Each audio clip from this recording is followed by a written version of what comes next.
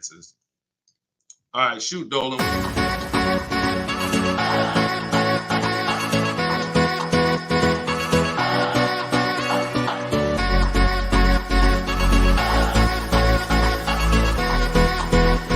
The worst possible thing you could say when you walk into a car dealership. I spent 5 years with Mercedes-Benz, 5 with General Motors, and the worst thing a person could say when they walk in is, if you could just get me to this payment, we got a deal. So your loan's probably still like 19, which means you got to pay to get out. You're upside down. It's called negative equity.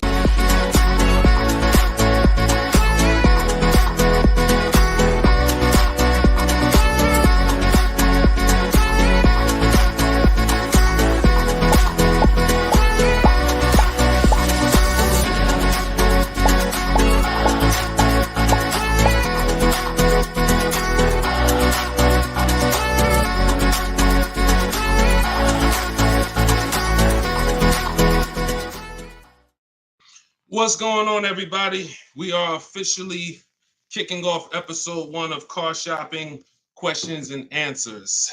I am your host, Deshone the Auto Advisor. We're going to do this show for about an hour. I'm excited to get really down into the nitty-gritty of showing you how you can buy cars, lease cars, and get below market prices. And if you don't know me, I spent 14 years in the car business, 5 with Mercedes-Benz, 5 with General Motors. And now what we do is we devote our time and our energy into teaching you how to car shop with strategy, how to understand the things that you haven't been taught to understand. So we do rapid fire Q&A. And no matter where you're at, I want you to start typing your questions. We're live on 4 platforms right now. And this whole broadcast is going to be sponsored by my new book. It's a digital book. It's called Cars from Home: 7 Steps to Saving Time, Money, and Avoiding Dealerships. There's a link in every single post, so you can get your copy at 75% off for the next 30 minutes. But while we're here, let's go deep. And everything I'm going to be teaching you is going to be out of my book. And all of your questions are going to be answered in one of our 7 steps. So start typing your questions. I got my man Dolan in the background. I see a lot of people on TikTok, but I don't see the questions coming in on TikTok yet. And TikTok, y'all usually are the ones that send the questions the fastest. So let's get these questions up. And so Dolan can start loading them onto the show and we can get down to business. So Dolan, kick us off when you're ready. 75%. Yes, 75% off is today, SS. That's from YouTube. Yes, you can get it for the next 30 minutes. It's normally $97. But it'll be in your inbox in about 5 minutes at 75% off. So let's go, Dolan. When you're ready, if we've got the first question, let's kick it off. Okay, this one's from YouTube. Hello. Thank you for all your advice. We're looking at the car on Copart, and it was a salvage title. What is your experience with these types of auctions? So I don't get into teaching about salvage titles. I'm going to tell you why. I consider that to be like foreclosures. I'm not telling you that there's anything wrong with these cars. What I am saying is they're like foreclosures in real estate, which means you should be learning from someone who actually lives that life every day, because there are many risks. When a normal person starts entering into a high risk market, the rewards could be high, but also the risks are high. So I would tell you to find someone who's buying salvage titles, buying at auction, and learn from that person. Okay, go ahead, Dolan, shoot the next one up. Okay, this one's from Instagram. I got a lease with Nissan, not looking to go back to Nissan. Should I buy it out and then trade the vehicle in for what I want? This is a great question. First of all, can everybody hit the share button? And if you're on TikTok, can y'all just start tapping the screen and light this up?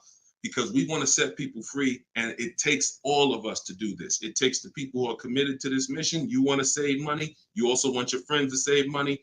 Tag somebody. They'll thank you. So this is a great question.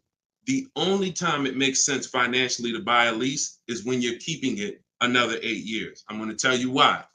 I'm teaching something called the 8-year rule, because what you guys have to learn is the unseen expense.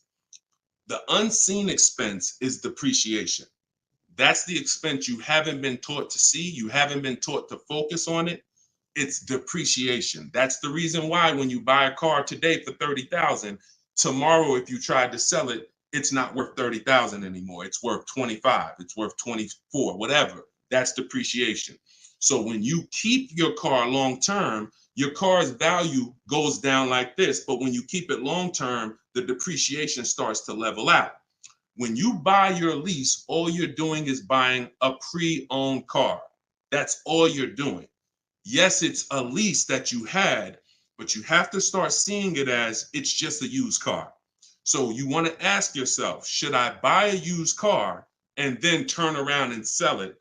That's what you're talking about. Now, Coach Mojo, we don't buy leases. What we do is we see if we can sell them for a profit. If you didn't know you could sell a lease, I want you to type a 1 in the chat. We're going to be peeling back a lot of things you're going to discover as you listen and you stay in this community. You can sell a lease. Most of you have heard of the term lease with the option to buy, but you're not familiar with lease with the option to sell. You have those rights no matter what. 9 times out of 10, we're going to exercise our option to sell. And how you sell, there's 3 ways to sell. There's 3 different types of what I call an equity assessment. This is step 2 in my book. You must do an equity assessment. If you have ever dropped your lease off to a dealership and you haven't done this, then you could have given them thousands of dollars without knowing. So what you're going to do is do an equity assessment by calling the bank, finding out how much you owe. You want to get your payoff. That's going to tell you, let's say it's $18,500. That's your customer payoff. Now what you want to do is you want to see who will pay you more than that, or at least that amount. And we don't go to dealerships for that. We go right online. This takes 20 minutes to do. We're going to go to CarMax.com, Driveway, Carvana, Kelly's Blue Book Instant Cash Offer, AutoNation, and Car Guru Sell My Car. This is going to get us 6 offers, cash offers. See, our cars are not worth what an algorithm tells us our cars are worth. Our cars are worth what a person is willing to pay for today. And when you see those numbers, that's going to tell you if you have equity versus not having equity. So the short version of your question is, Coach Mojo, you shouldn't be buying your car unless you're planning on keeping it another 8 years, because we teach something called the 8-year rule, which is if you're not keeping your car 8 years, you're not going to outlive the depreciation drop in value. So you shouldn't be buying it. You should be leasing. And I know a lot of you probably, you're well, Deshone, I was taught never lease. I was taught don't lease. I was taught don't lease. Well, you're going to find out the more you stay here, as you just dive in to financial numbers we go over, you're going to see that that's bad advice. And unfortunately, millions of people have been subject to bad advice that has been costing them money. Okay, so we'll go more into detail on that. There's only 2 ways to beat depreciation. Long-term ownership, that's our 8-year plus people. If you're keeping your cars, your next car, if your plan is to keep it 8+ years, I want you to type K in the comments for keeper. Type K in the comments if your next car, you're like, Deshone, my next car, I want to keep it at least 8 years. I want you to type a K. All right? Now, if you are not keeping your car at least 8 years, then you should be shopping for a lease, because that's how you're going to avoid depreciation. We're going to talk more about leasing, because you cannot just get any lease. You have to get what I call a good value lease. We'll go more into detail on that, but that's the foundation, Coach Mojo. Answer those questions first before you think about anything else. All right? Go ahead, Dolan. Shoot the next question up, man. Keep typing the questions, y'all. We're bringing them from all platforms. This one's from TikTok.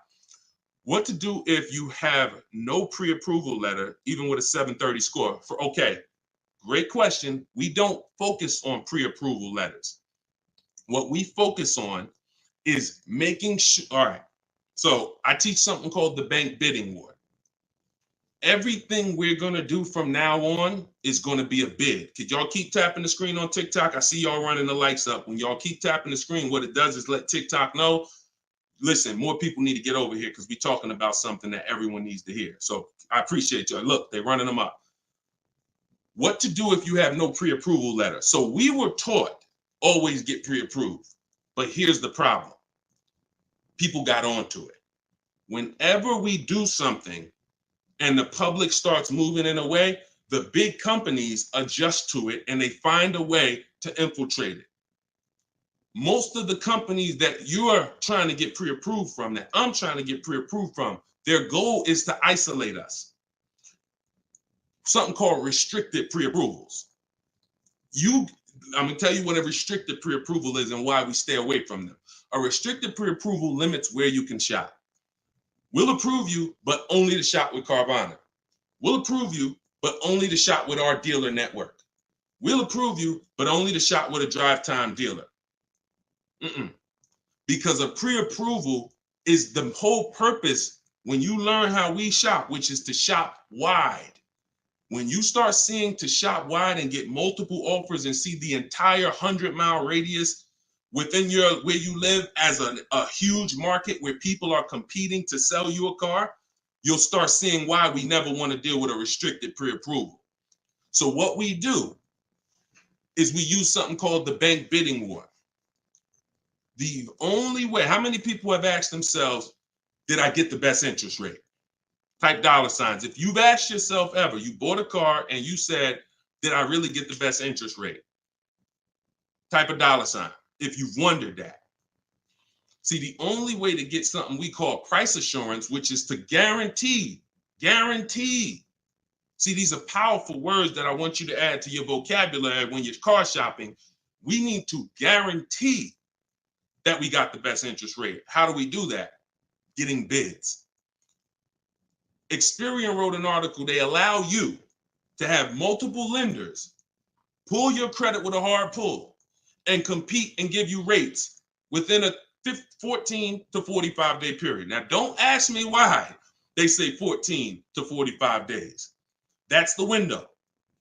I'm going to teach you how to do it in a way where it'll only take you 2 days and you're going to let tons of people run your credit and you're going to guarantee you got the best rate, and it's going to weigh on your score like one hard inquiry. So if one hard inquiry would have dropped your score 9 points, natural. We buy a car, a hard inquiry is going to drop our score. That's natural. But we're going to get 20 hard inquiries and it's going to drop our score the exact same way. This is how it works. You do not let anyone run your credit under any circumstances until after you find your car. In my book, I have something called the Perfect Budget Calculator. I created this tool. What it does is it's going to tell you, it's going to give you multiple goals. It's going to tell you exactly what car you can afford. It's going to tell you how to be under your max monthly payment. And you put everything you want to put in, what your max monthly payment is, we use the standard interest rate. So whatever the interest rate is at this time, we use that. Budget. The only purpose for a pre-approval is to budget. Think about some of you who are homeowners. The only purpose in getting pre-approved was to budget so that you can go buy your house, right? You with me? That's the only purpose. If we don't get pre-approved, we don't know how much we could afford. So when we do, what we do is we take the average interest rate, and that's what we're going to use to estimate our payments. This is in my book. See, I created technology. So some of you are saying, Deshone, is this just a book? No, it's not just a book. I have links in there. I have links to videos in there. I have platforms that I've created and calculators and tools that I created that I wish I could refer to you. No, but they're only in my book. So you can get the book. I'm going to teach you how to do things the manual way. Some things you can say, Deshone, I could do that manually. But if I'm telling you about a tool I created to use so that it can budget for you, then the only way to get it is to actually get my book. You can get it for 75% off in my TikTok bio. You can get it in my Instagram bio. You can go to deshonesbook.com, or you can scan the QR code and get your copy for 75% off for 30 minutes. But when you budget, you know exactly how much you can spend on a car, and you go find your car under that budget. The Perfect Budget Calculator is going to give you multiple goals. See, here's the problem. When you go out shopping for a car, you notice how you have a budget in mind and you typically tend to go over it. You say, I don't want to spend any more than $500, or I don't want to spend any more than $30,000. But you usually end up going over it because you don't factor in tax. You don't factor in how long the loan, you don't factor these things in. Okay, well, how much? They said I'm pre-approved for $30,000, but what does that equate to in a monthly payment? It's broken. It's a broken system. When we go out, we find the car we're looking for. That's when we are going to now let people run our credit. Never before that. We go out, you find your best deal on a car. That's when you come home and you let multiple people run your credit and fight it out to give you an interest, to give you a loan. See, because if you open up, if you let people run your credit before this, now they're going to give you a time limit. So even this is all answering this young lady's question about pre-approvals. The reason why they're garbage is because if it's a hard pull, they're garbage, because now they started that window that I told you about. You got 14 to 45 days and it starts to count down. Now you're trying to rush and find a car. Some of us, it might take us 3 months to find the best deal on our car. If you got a pre-approval and the time is expiring, you're shopping with your back against the wall. Second reason it's garbage is because once they give you a pre-approval, you are now tied to them and you don't have the opportunity to bid, and it's just garbage. So do what I'm telling you to do. When you find your car, that's when you're going to come home and you are going to now let people run your credit, and then you are going to let the dealer see if they can beat it. See, this is a must. I know you may have been taught, oh, I don't let that dealer run my credit. No, make them compete. The bad part is when a dealer is trying to give you an interest rate when you have no offer. That's bad. But when you have an offer, that's when he's trying to beat it. And that's a very different thing. You tell him, hey, I got 7.2 from whatever bank. That's the best offer I got. Okay. Now that dealer goes to work with their 7 to 12 bank. Hey, listen, can we beat this? And when he calls you, he's going to tell you one or two things. Hey, good news. I was able to beat that interest rate. In which case, you what? Guarantee you got the lowest interest rate. Or he's going to say, listen, I tried my best. I talked to every bank I got. Nobody could beat that rate. In which case, what? You still what? Guarantee you got the best interest rate. So the only way we're going to be able to do that is with bids. We're going to stop negotiating. We're going to start making people bid. That's what we're all about here. Go ahead, Dolan. Shoot the next one up. I'm going to try to get through these. I'm going to try to give, see, I can't do short answers to some questions. Okay, hold on. Yeah, hold on. Link to 75% off is not working. Are y'all able to click it on TikTok? Let me know on TikTok if y'all are able to access the 75% off. Okay, this one's from YouTube. My credit score is between 500 and 600. Can I still get a nice car? Great question. You should be focused on getting a great car, and you should be, all right. My credit score is between 500 and 600. Can I still get a nice car? Under no circumstances do you ever want to compromise on the car. Follow me. You are going to focus on getting a great car, knowing I'm probably going to pay more in interest. Paying more in interest is not bad considering your situation. Here's why. That can be fixed. Refinance, that can be fixed. But if you get a bad car, that cannot be fixed. So we have resources. I use a company. I refer people to LendBuzz. LendBuzz will work with people who have challenged credit. But here's what you got to know.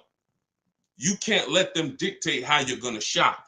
You must have your own shopping strategy. Now, there's two situations where if you have bad credit, how many years are you keeping the car? That's the question. If it's 8+ years, then no problem. I'm going to get the best car I can find. I'm going to pay a little bit more in interest, but as soon as my credit's good, I'm going to refinance that loan. Problem solved. Second person is Deshone. I'm not keeping my car 8 years, but I need a car now.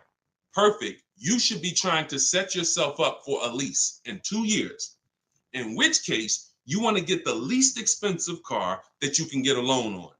$10,000, $12,000. You're going to use that perfect budget calculator, or you just want to say $10,000 to $12,000. You're going to try to find a car in that range. I'm going to tell you why. In 2 years, when you go to trade out of that car, if you go and buy yourself a $20,000, $30,000, $40,000 car, you're going to have a bunch of negative equity. And what that's going to do is that's going to stop you from getting a lease. This is what people do.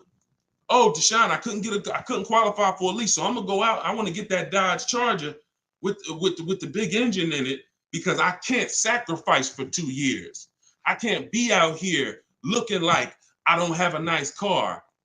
Problem. I can't help you. But if you're willing to say, because I'm going to tell you why.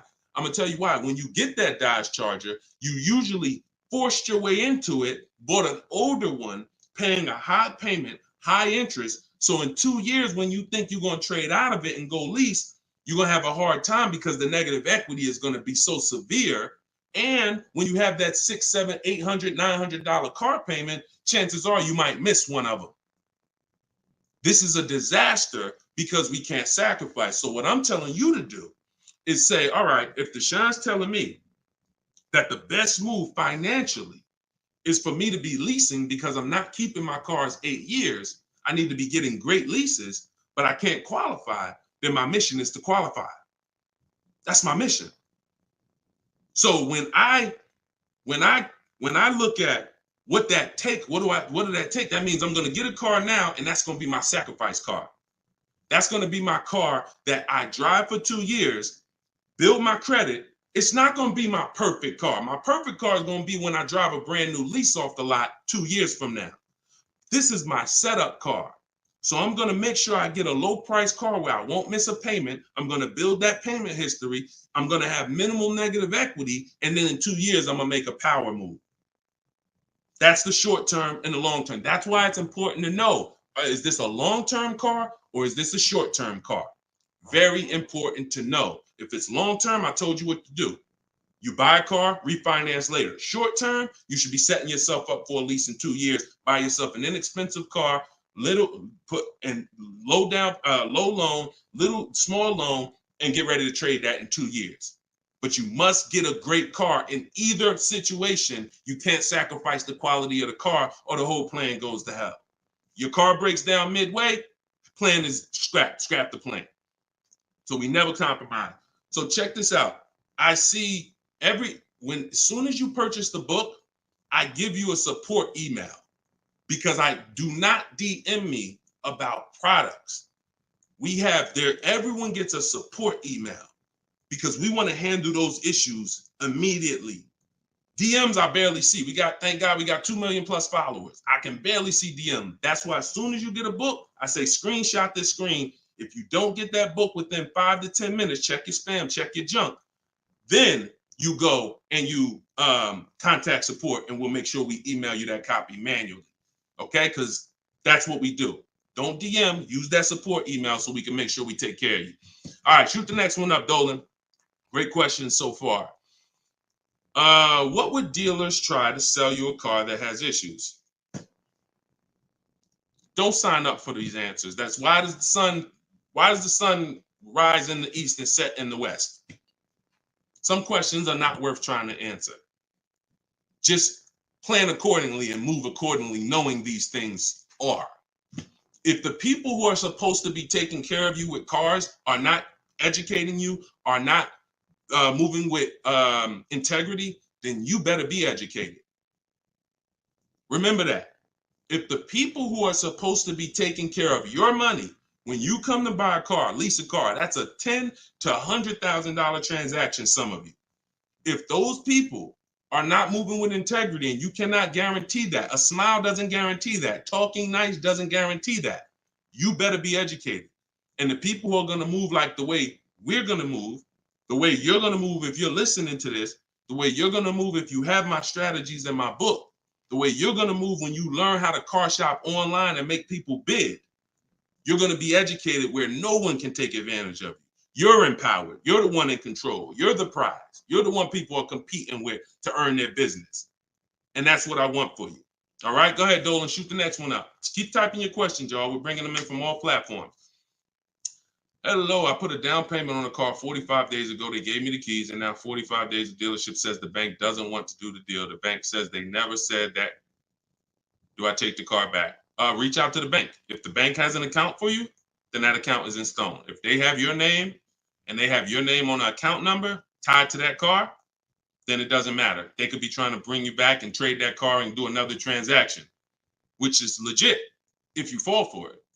You get what I'm saying? If you bring that car back and switch it, then let them trade you out of that car, sell you a different car, That's another transaction. But if you have an account number with that bank, then that means that bank is that deal is signed and sealed. That's what you got to make sure, Empress. Go ahead, shoot the next one up, Dolan. This one's from Facebook. I'm about to begin the process of buying a car from a dealership. They're offering me a lowered payment if I go with one of their lenders. Are there any ways to save on this deal? So, have you gotten bids? See, did they look? You were programmed to be loyal to dealers. I'm from the industry. I was in the industry for 14 years. I'm teaching people all around the country. We have over 8, close to 8,000 customers that have used our stuff and used our products since 2021. We have data from all around the country. There is absolutely no way that you're going to get your best deal ever focusing on one dealer. That would be like you going into a supermarket and say, hey, no matter what the price of this item is, I'm only buying it from this brand. Or you saying, oh, I'm gonna buy a TV. No matter what I'm just gonna walk into Walmart and whatever the best price on the TV is that I see, I'm just gonna take that. I'm not gonna look online, I'm not gonna look on Amazon, I'm not gonna look on Best Buy. I'm just gonna walk into one store committed to try to get a deal with that store. That's the same thing you're doing. Could y'all keep running the likes up on TikTok, keep tapping the screen? If you're getting value out of this, I appreciate it. We don't do that anymore. That is a recipe. And look, I'm going to tell you something, and I hope you don't take offense to it. Our grandparents shopped like that. In what way in 2024, 2025, almost, 20 years, 30 years after the internet's being invented, you're still shopping like our grandparents shopped? Does that make sense? It makes sense when you're like, yeah, Deshone, that's what I'm doing. But it doesn't make sense in the grand scheme of why am I doing this? It's because that's what you were taught to do. That's why I represent unlearn, relearn. You can't win with what I teach unless you're willing to scrap all that bad knowledge. We don't buy from one dealer. 3 transactions that people have been, I'm gonna break this down real quick in literally a second so y'all understand. There's 3 transactions that you've been taught to give to car dealers. 3. Buying your car from them is one transaction. Who you get your loan from is another transaction. Who you sell your old car to is a 3rd transaction. And many of you have been taught to give the dealer all 3. Meanwhile, there are people who only want to give you a loan. They don't sell cars. They want to compete for your loan. There's other people who want to buy your old car. They don't sell cars. They want to buy your old car. Y'all get what I'm saying? Type a Y for yes, if you're understanding that you have to start breaking these transactions into their own transactions. You can't maximize and guarantee you're getting your best deal mixing 3 transactions or 2 transactions into one. You can't do it. We're breaking them up. And now once we break them up, how do we guarantee we get the best offer in each one? Bids. So you understand? So what we're doing is we need to see our old car, our old lease, our old car that we have that we're replacing. Who I'm going to sell that car to is one transaction. And whoever's going to win the bid gets the car. Who I'm going to get my loan from, that's another transaction. And whoever wins the bid gets my loan. Who I'm going to buy my car from, that's another transaction. And who's going to win the bid gets the car, gets to sell me the car. And we do this in 60 minutes. See, what you're going to see, watch this. Let me show you Frina. Frina just picked up her Jeep last week. Look at the deal she got. This is why you're never going to get these deals walking in the dealers. You're never going to be able to guarantee your best deal walking in the dealers. You're going to sit at home and be in control. Look at Frina's deal. She said, look, I'm a proud graduate. Cars from Home that's our video library. And, like I said, I coach people all around the country. She said, I picked up this baby yesterday. Look at the date. 2024 Jeep Grand Cherokee Anniversary Edition. Followed the program, used all the scripts. I have scripts in my book. I have scripts that we don't talk. Because if you have to talk, you run the risk of messing something up. No offense. I'd rather you type. If you'd rather type than talk, Type of 1. So contact the dealers, seal the deal, $579 a month. Look at the MSRP on this car. She got a hybrid one, $65,000 vehicle, almost 66. Her best deal, who won the bid, was a 0.88% lease. That is unheard of in the world. See, I teach something called the 1.5% rule for knowing when you're paying too much for a lease. The 1% rule has been around since way before I even got in the car business. If you could lease a car for 1% of the MSRP, no money down, no money out of pocket, you stole a car. This is 0.88%. I owe it all to Deshone. Without this program, I wouldn't have had the tools to shop from home. Shopping from home the right way is how you're going to win. Some of you may have tried, Deshone. I tried. It seems hard. Yeah, because once the internet was invented, internet salespeople got invented. And internet salespeople are trained to make it hard. They got to make money. And what they're going to do is they're going to make it hard for you to get a deal done, because half the time you don't even know the information you need to give them to get a quote. Hey, I got to give you where I work at. See if I qualify for any rebates. I got to tell you what cars are in my household. See if I qualify for any rebates. I got to tell you, what affiliations I have. I got to tell you what my date is. I have something called a no later than date. What's my deadline? Hey, I could buy a car, Deshone. I don't need a car for about 3 months. Should I start shopping now? Yes, you should. Because if you get in the market now and you can buy a car today, but you don't need it for 3 months, that's called leverage. See, most people walking in the dealers, they're like, hey, I need a car this week. I need a car today. That means the car that's coming 6 weeks from now, they can't benefit from that. You can. But you got to learn how to give this information. And this is why when you try to shop online, you have a hard time, because you don't know. You're defensive and you're like, I'm not giving a dealer what they need, but I'm also not staying in a position where I don't give them too much information where they can use it against me. So that's what we'll learn. Everything I'm teaching you is, if I can boil it down to a couple simple things, mastering the science of shopping from home. That's why my book is called Cars from Home, 7 Steps to Saving Time, Money, and Avoiding Dealerships, and making people bid for your business. We can sum that. Once you master those 2 things, you're going to save more money in 60 minutes than you ever saved going in the dealers 2, 3, 4 times, spending hours in there. And you're going to have price assurance, which is guaranteeing that you couldn't have saved any more money. That's what Freenah has. That's what I want you to have. Go ahead, Dolan. Shoot the next one up, brother. Keep typing your questions, y'all. We're bringing them in from all platforms. Let me bring Freenah's pick down. All right, perfect. Shoot the next one up. All right, I'm trying to fly through these, y'all, but I can't give short answers. You get what I'm saying? I got to give you the full answer. Can you get a great deal on the lease vehicles on a Range Rover? Okay, great question. You can't control the lease program. The lease program is what's going to dictate when the dealer wins the bid. Let's say a dealer, I always teach, when you start getting bids on a lease or on, you should see about at least a $3,000 to $5,000 difference from your best offer to your worst offer. Now, sometimes it's more drastic than that. You're doing it, you'll see a $7,000 difference from your best offer to your worst offer, but you need to see a spread. I'm going to tell you why. 80% of dealers are overpriced. So when you start getting offers, if you don't get enough offers to where you see that spread, you haven't gotten enough offers. I teach you need to get at least 5. In my book, I have something called the 25 to 5 strategy. So once the whole purpose of a bid is to find the dealer that's willing to discount the car and sell the car lower than all their competitors. And if there's any rebates, to disclose them to you.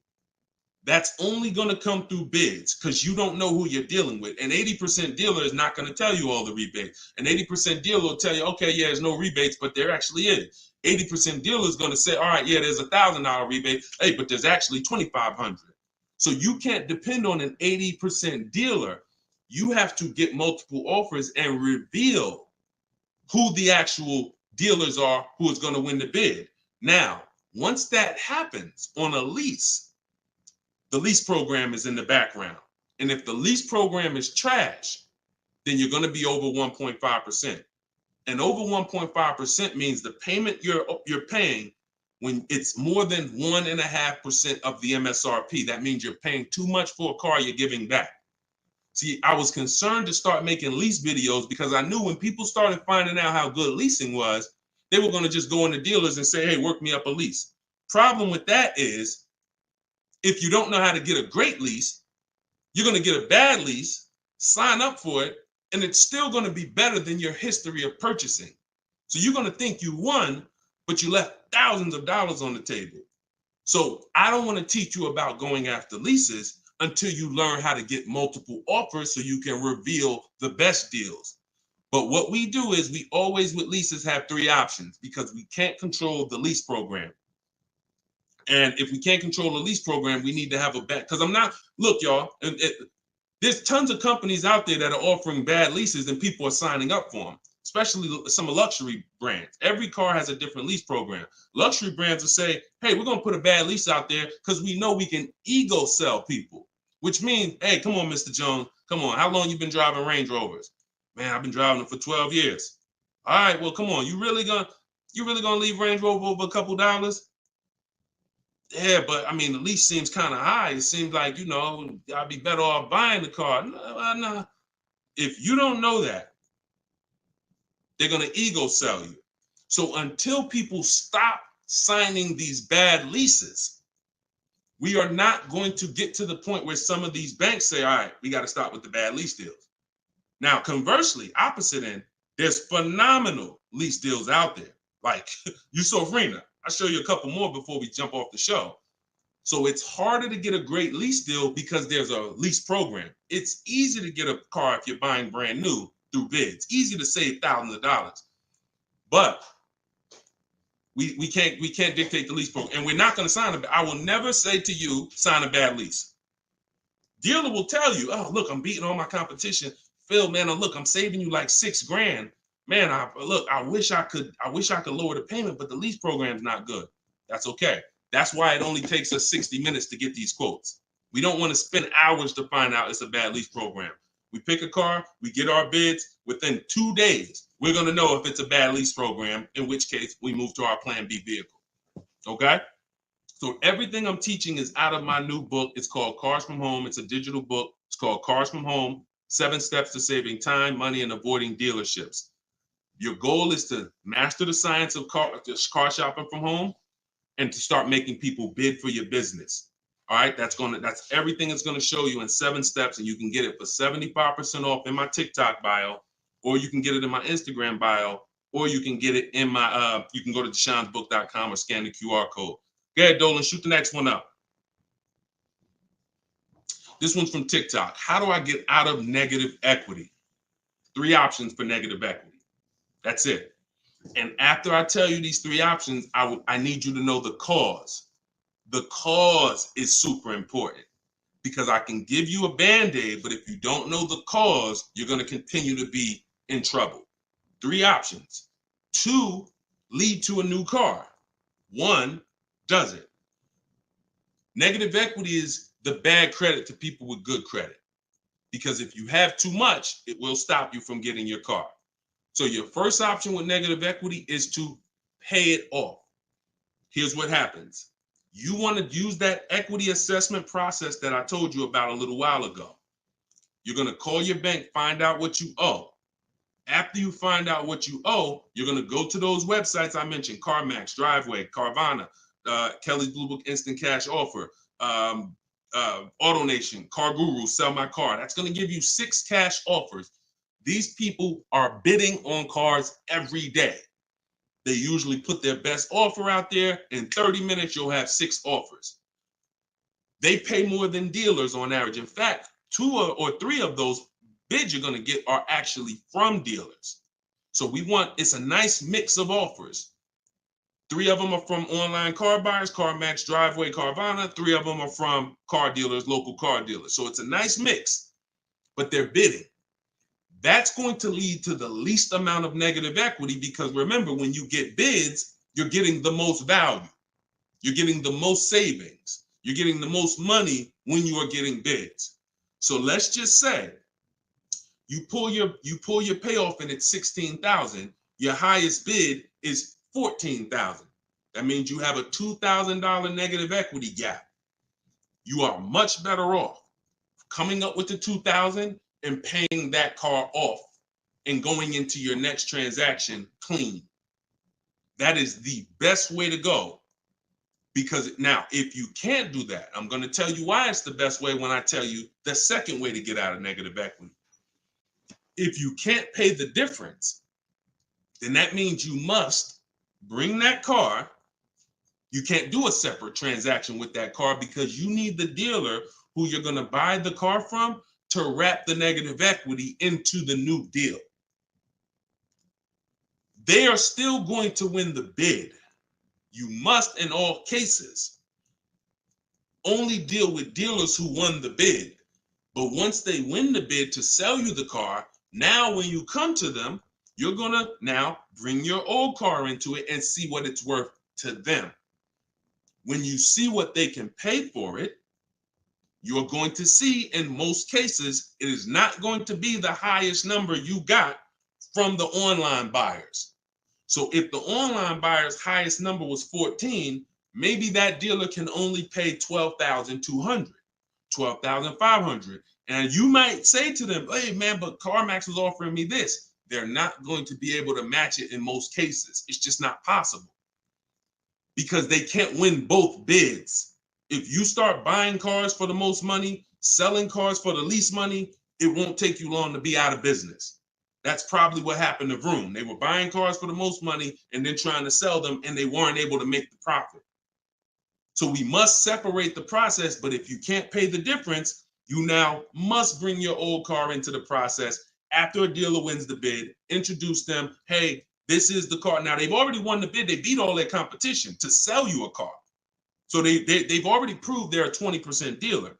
Now you're bringing your old car, and you're going to see, Dad, if I would have sold it to them, I would only had 2,000 negative equity. But bringing it over to this transaction, I actually got like 3,700 negative equity.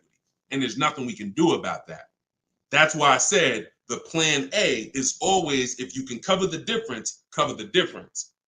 If you can't, that's your only option.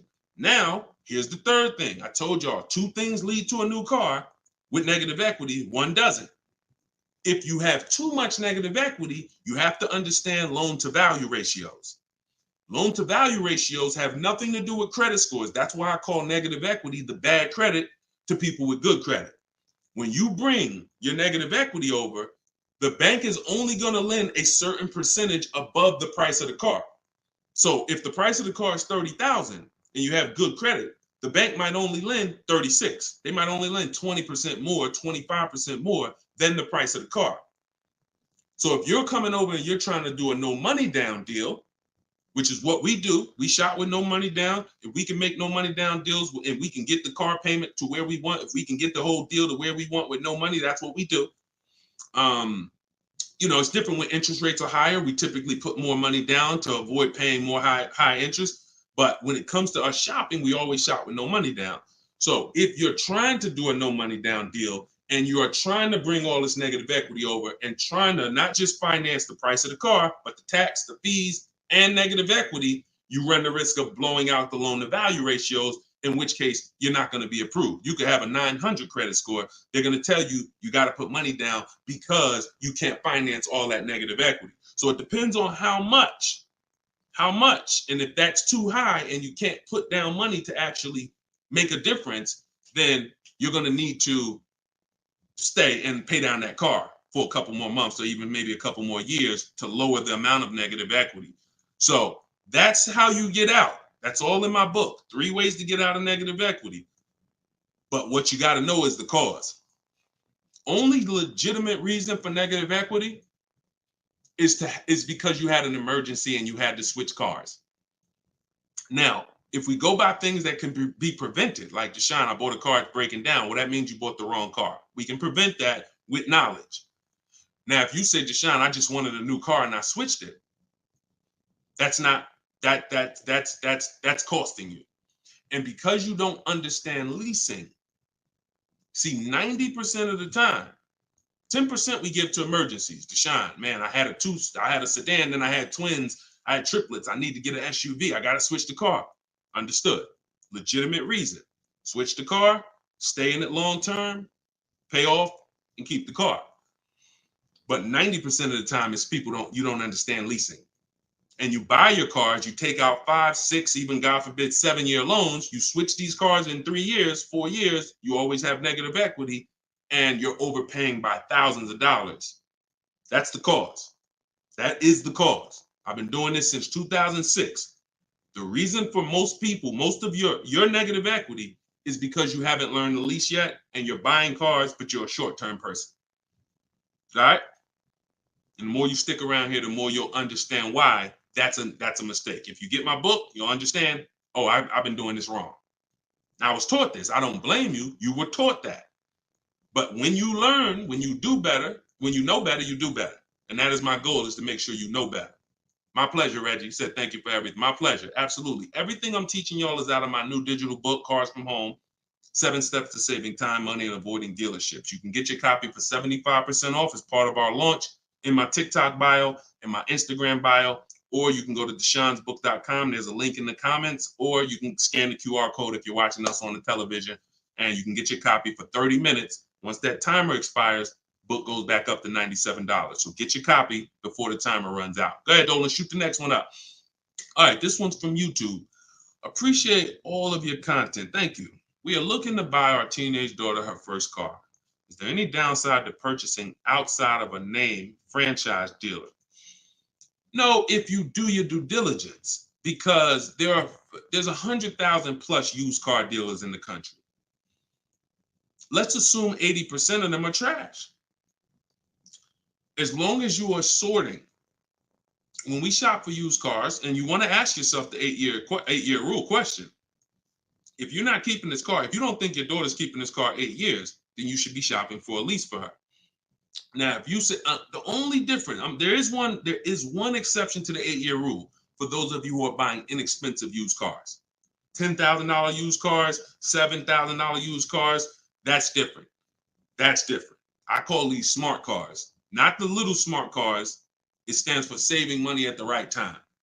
So if you're buying these cars, my brother does this. He buys pre-owned cars. He gets them $10,000, $7,000, $5,000, and he drives them. He pays very little money. Sometimes he sells them and makes a little money. That's different. But the mainstream cars, if you're not keeping them 8 years, $15,000, $20,000 used cars that you're buying, you're going to see the 8-year rule is the gospel. You should be buying cars if you're keeping longer than 8 years. You should be shopping for aggressive leases if you're not keeping 8 years. So let's assume you're going to keep this car 8 years. When we are buying from used car dealers, y'all, we are absolutely shopping 100-mile radius, at least. That's usually where we start. And then we're going to search, and we're going to narrow down based on title history, based on service records, based on accident history. And then we need to verify that the price that they advertise online is legit, because there is something going on right now. It's been happening for a few years. They know you're looking for online prices. So what they do is they put a price online that they don't intend to honor. So the first thing, so we narrow it down based on those things. And when we get to this final step where we got our top 3, top 5 choices, we need to see who's going to do bogus fees, who's going to try to hit us with bogus fees, in which case we eliminate them. And then we narrow it down to the best one. And we need to pull the original. Listen, who's going to be buying a used car? I want you to type a U. If your next car you're keeping for more than 8 years is going to be a used car, type a U in the comment. In the comment section. Or if you've purchased a used car in the past, type a U in the comment. Type a U in the comment. Okay, Snowman, I see you. Felicia, I see you. Miss Bambi, I see you. Reginald, I see you. Okay, so we got a lot of people. Okay, all right, we got a lot of people who are going to be buying a used car or have bought a used car in the past. What I just told y'all is how we're going to talk about how we're going to get a quality used car. Plus, I do something, step 4 in my process is we have to do a longevity check. Some of these cars have data that shows they don't last more than 80,000 miles before the transmission goes out. If you don't know that, then there's nothing you can do but be surprised when the transmission goes out at 78,000 miles. So we always want to do a longevity check on Google. We search these things. But the other way, what I just told y'all is how we make sure we're getting a quality car. Accident, title history, service records, accident history. But when it comes to now the value, Deshone, how do I make sure I'm actually getting a great price? How do I make sure that the car I'm buying is the best price in the market? We need to know the original price of the car. We need to know what the car was brand new. Because what you've been taught is to focus on what the website tells you. Is this a good deal? Great deal, below market. Because websites, their job is to be accountable to the people paying them. And if they were telling you that this car that you're looking at for $30,000 was originally $38,000, and it's actually only being discounted $8,000 from when it was brand new. If they were telling you that, then no one would be buying those cars, in which case no one would be paying them to list their cars on those websites. So they're not accountable to you or me. They're accountable to who pays them. So we find out through the window sticker what the original price was. Carfax has agreements with some brands where they will actually give you the original window sticker, but we must get the original window sticker. And when we get the original window sticker, that's going to tell us the discount with something I call the true value percentage. We created this. The true value percentage is the discount from the price when it was new. And that's all that matters when you end up choosing a car. Give you an example as we wrap this question up. If you're looking at three Honda Pilots. You've narrowed it down to 3 Honda Pilots. They're all within $1,000, $1,500 of each other. One's $30,000, one's $30,500, one's $31,000. Similar mileage, similar title history, similar everything. We get stuck right there. We don't get stuck when we get the original window sticker and we see that one of those Honda Pilots brand new was $45,000. One of them brand new was $49,000. One of them brand new was $53,000. You see how immediately access to that information separated the value? They all look similar. Type $signs if you got that revelation. If you understand that just that bit of information, I'm looking at 3 cars, they all look similar. Dag, they all look good, similar mileage, similar price on these websites. Which one do I pick? Man, I'm stuck. Knowing the original price, one's 46, one's 49, one's 53. The one that's 53 immediately becomes way more valuable than the other 2. That's what we're talking about. See, it's my job and my mission is to show you how to car shop online, show you how to master the science of car shopping online, show you how to make people bid for your business, and to show you where the hidden money is that you have not been trained to see. Everything I'm teaching is in my book. I don't hold back on these lives. You guys could tell. But if you're like Deshone, I want all this information in one place. I want to be able to use this as my car shopping Bible for the rest of my life. Digital book, Cars from Home, 7 Steps to Saving Time, Money, and Avoiding Dealership is in avoiding dealerships in my TikTok bio, in my Instagram bio, and it's 75% off as part of our launch. Get your copy, use it, and win. All right, let's go, Dolan. Shoot the next one in. Great questions today. Let's go. Keep typing them, y'all. We're going to try to get through as many as possible. How many miles can you drive a leased vehicle? Great question. Many of you were taught that you have to take what they give you. Or some of you were taught they only do 10,000 miles a year on a lease. All of that was bad information. You pick the mileage on your lease, and there are leases that go up to 30,000 miles. Now, some of you might say, well, who drives 30,000 miles a year? Who drives 25,000 miles a year? If you drive 25 or 30,000 miles a year, type HM in the comments for high mileage. So when you think about that depreciation curve that I told you about, your car's value normally, if you're a normal driver, your car's value goes down like this.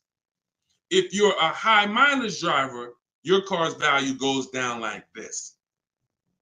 And so the mission is always to avoid the unseen. This is the unseen expense. I want you to always keep this in mind, because as long as you keep this in mind, buying versus leasing is going to be paramount to you, because you want to avoid this. If you're buying cars 2, 3, 4, 5 years, switching them out, you're switching them out when they're losing the most value.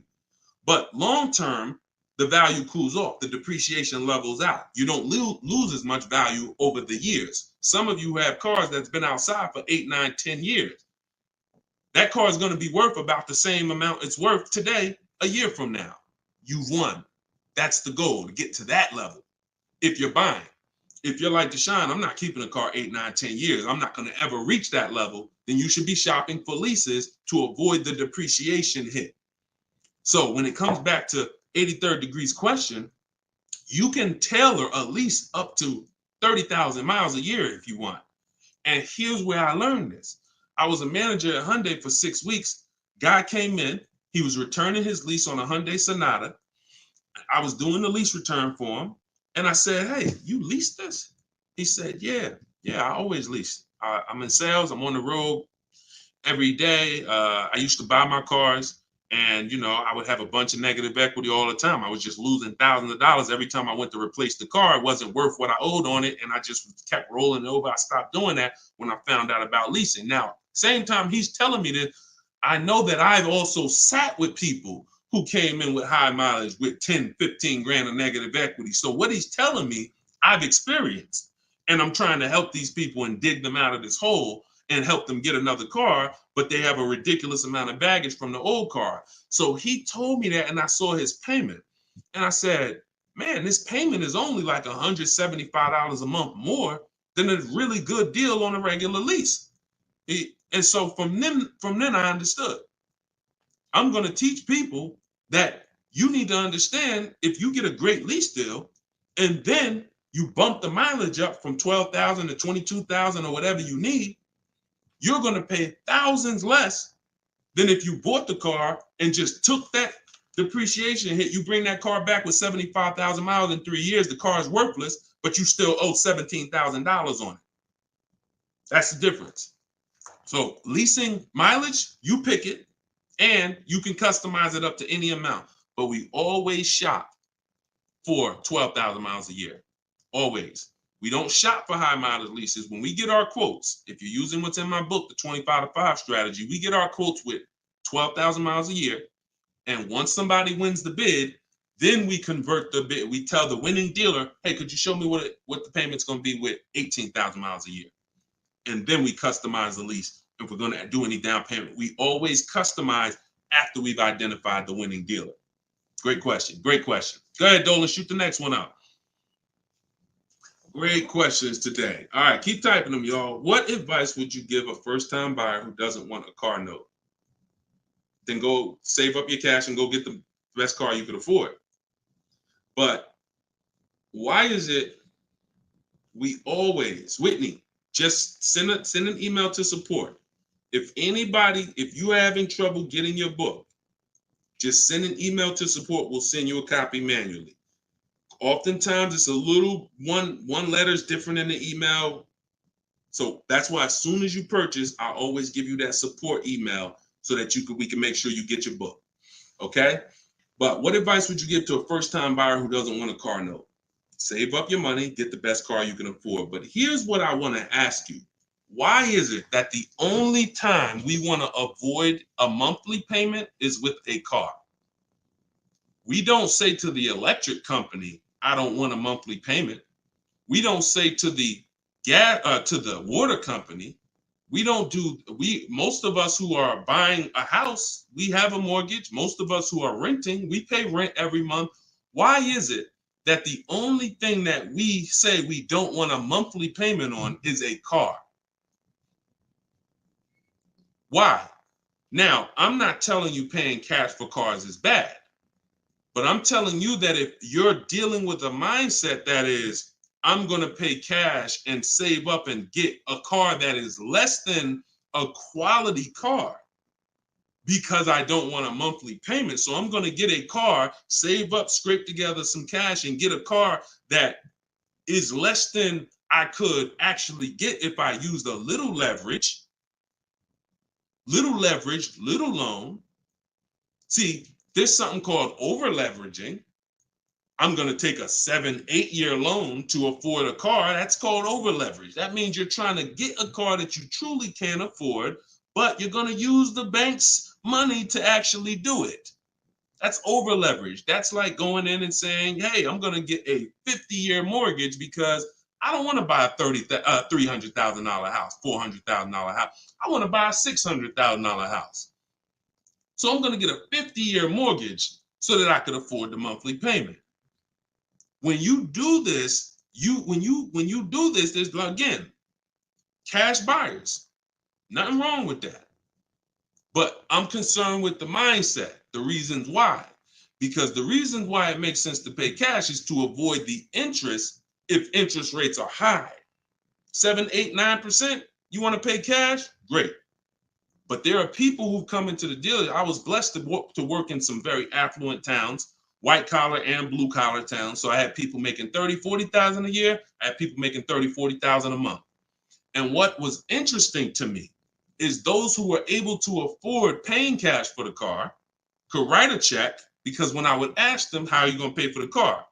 They would ask me, well, what are the rates? If I had a 0% interest rate or 1% or 2%, if their money was making money for them, they wouldn't put it into the car because they see the car as a depreciating asset. What does that truly mean? When I put 30,000 into the car, what is my 30,000 worth to me in 5 years? Let that sink in.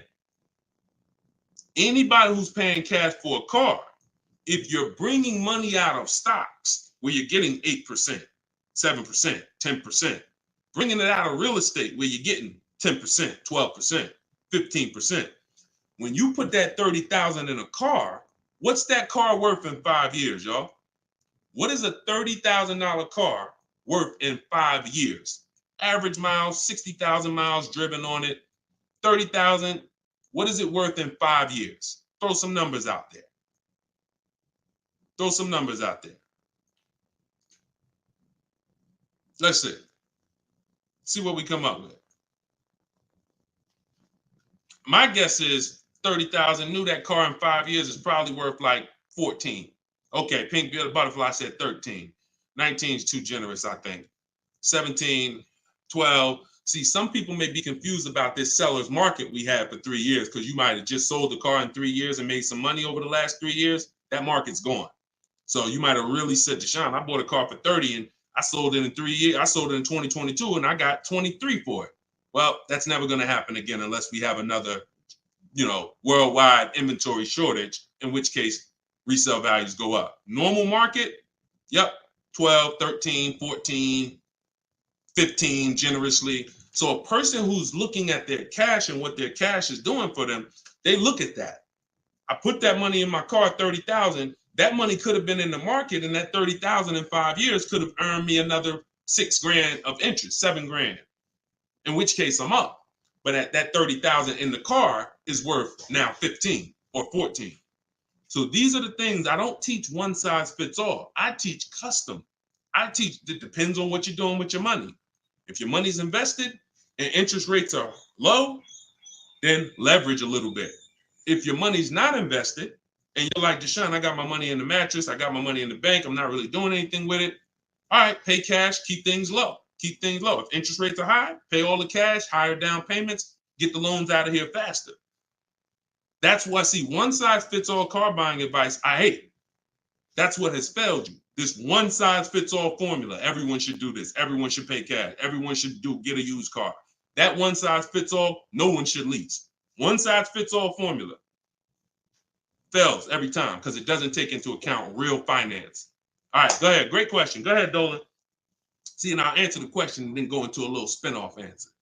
All right, this one's from Instagram. If I want to keep my car for 8 years, should I finance the car? Absolutely. The goal is to get the best car and the best value. So if you can't pay cash and you say, I want to get a better car, what I teach is when you start budgeting, you are going to now see, can I get a new car or is my budget for a used car? The goal is to get everything you need. And really, if you could get everything you want, even better. What's the difference, Deshone? Well, needs is I gotta have 3 rows because I got 4 kids. Needs is I need a car that has enough power to get me on the highway because I'm on the highway a lot and I can't have an underpowered car. That's a need. A want is, I want the leather, I want the big sunroof. So you must get all your needs at all times. You cannot sacrifice needs. I want y'all to put these two things into very important buckets, needs and wants. Needs and wants is the goal. Once the budget gets compromised, once you get out there, if you see I can't get the car I want with everything I need, everything I want, the wants have to scale back. The wants have to scale back, not the needs. I had a woman walk in the Mercedes when I was there, and she was like, hey, I want the big truck because I got kids. I need the 3 rows. And once we worked out the deal and the numbers, she saw the numbers and she was like, oh, that's above my budget. But what about the 2-row one? What about the smaller one? I said, didn't you say you need 3 rows for the kids? Yeah, you're right. You're right. See, she's about to take a need out to get a want. Does that make sense? So needs and wants are the big things. Needs will make you switch the car because you didn't get what you need. And when you switch the car, you lose money. So when you didn't get what you need, you will switch the car and lose money. If you didn't get what you want, that's easier to bear. Needs is like from day one, this car is not doing what I needed to do. So we must get our needs first. And that's what we talk about. So then you choose, can my budget get me a new car or a pre-owned car? And once you make that decision, you just go out and you're now shopping the market. I use, in my book, I have something called the multiple marketplace strategy. This is when we shop for used cars. We're on all the marketplaces. We're seeing the whole market as one big marketplace. Everywhere cars are, we are looking and we're narrowing it down to our best, top 3, top 5. And then we're taking one across the finish line. You can't get below market deals on a used car until you see what the market is. See, let me go deep on this for a quick second. The goal for me, if you're learning from me, your goal is to get below market deals, below market leases, below market. You saw Freena's lease. That's a below market lease. That's not a lease that you see advertised that people are getting. So below market pre-owned cars. In order for you to get a below market pre-owned car, you got to know what the market is. So sometimes you're going into one dealer and you're looking and saying, okay, let me negotiate with him. That's a mistake. You don't know what the market is. When you see the low side of the market on a used car, now you're able to see, again, if you're shopping the right way, there's always a spread because there's always people untrained who are going to pay the higher prices. They're going to walk into those dealers. They're going to go back and forth, take $2,000 off. They think they won, but you were negotiating with one of the higher price dealers. So because he took $2,000, $3,000 off, you think you won, but you were at the wrong dealer to begin with. So once you actually see the low side of the market, we zero in on that. And we zero in on that, and we look to take one of those deals across the finish line. Can't get below market deals if you don't know what the market is. That's why when we look at used cars, we're not looking to buy the first day. We're not looking to buy the second day. Sometimes some of you are like, Deshone, I got a couple months. You might want to watch the low side of the market. You might want to, we always get alerts when we go in. This is all in my book. If you like Deshone, I want to know all of this. I need this in my hand. It's in my book, Cars from Home, 7 Steps to Saving Time, Money, and Avoiding Dealers. 75% off in my link, in my bio, TikTok, in my bio, Instagram, or go to deshonsbook.com or scan the QR code. But when we are getting these, when we are looking at the low side of the market, you might want to watch it. You might want to watch it and see, okay. And then we have alerts on. So every new car that pops up on these marketplaces, we get an email immediately. So we get an email immediately. And if I know that the low side of the market is 22, 23, the minute that car comes on, I'm going to be one of the first ones on it, where everyone else is going to hesitate. When a dealer gets a new car, typically a person who doesn't know the market, they're going to go in there and they're going to be like, all right, is this really a good deal? Meanwhile, we know the market. So we know in a minute, I'm going to snatch that deal before anybody even knew it was there, because the best deals do not last. And that only comes from knowing the market. All right, go ahead, shoot the next one up, Dolan. Great questions today. This one's from YouTube. What can I do to increase my confidence so I can negotiate more intelligently? Stop negotiating and start making people bid. Who's not a good negotiator? Type me. You're not a good negotiator. Type me in the comments. Not a good negotiator. Type me in the comments. Okay, that's most of you. And I'm a good negotiator, but you can't get guarantees being a negotiator. Pay attention to what I'm saying. I'm a good negotiator. I did it for a living, but I can't guarantee the lowest price negotiated. The lowest price only, the guarantee of the lowest price. I could be a good negotiator. Negotiator is always going to leave wondering, if you go back and forth with somebody, back and forth, back and forth, back and forth, you always leave wondering, could I have gotten a little more? That's not a guarantee. That's not price assurance. Bids, guaranteed, because I'm getting 5 to 7 offers. I'm having, in my case, I teach the 25 to 5 strategy. We're connecting with 25 dealers. We're getting 5 to 7 bids. Whoever wins the bid, win. That means you beat 25 dealers to earn my business. That means I guarantee that I paid the lowest price and I don't have to talk. That's why in my book are scripts, online scripts. That's the one part that I can't teach you.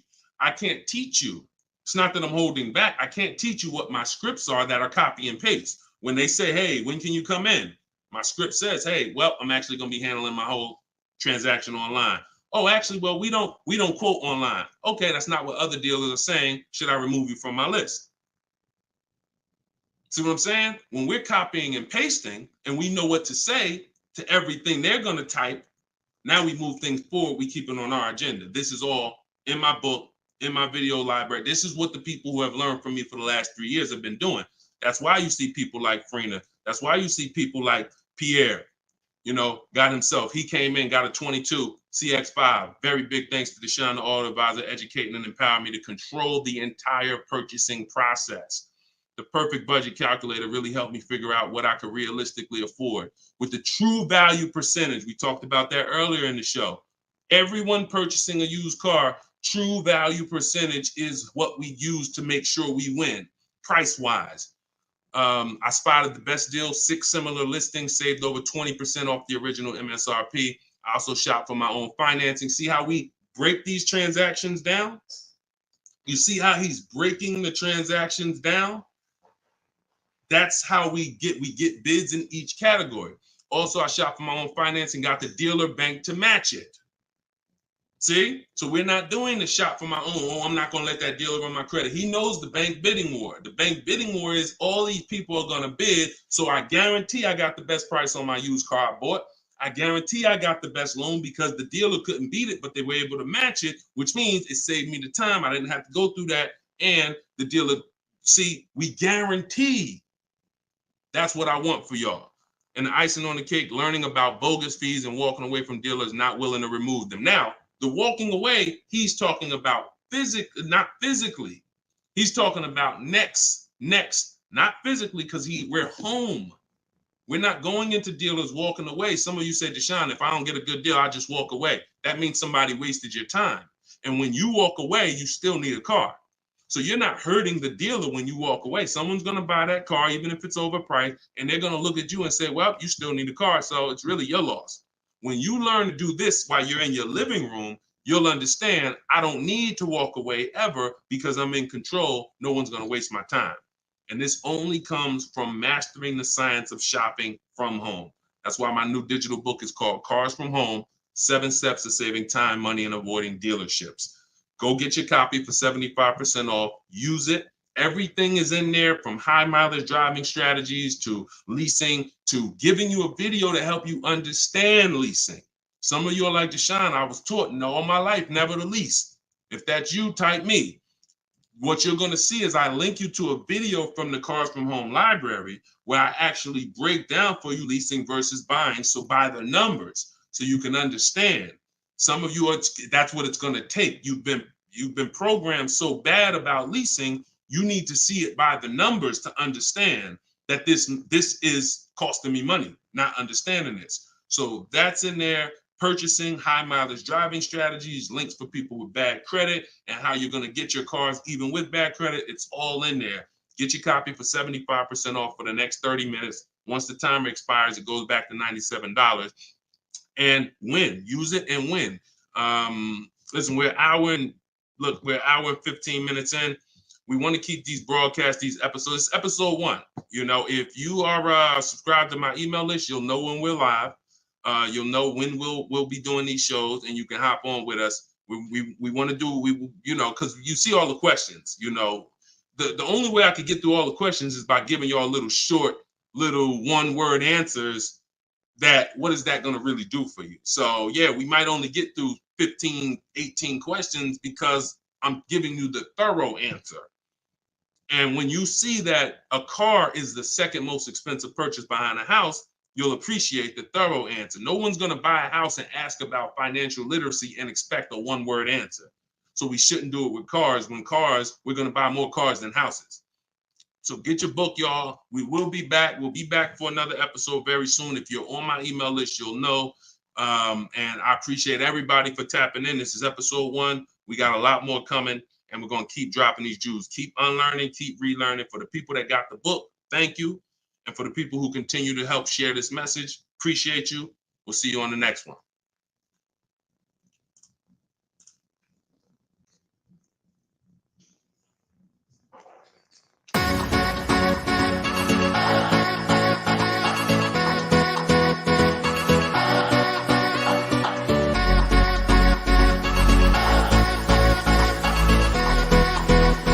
The worst possible thing you could say when you walk into a car dealership. I spent 5 years with Mercedes-Benz, 5 with General Motors, and the worst thing a person could say when they walk in is, if you could just get me to this payment, we got a deal.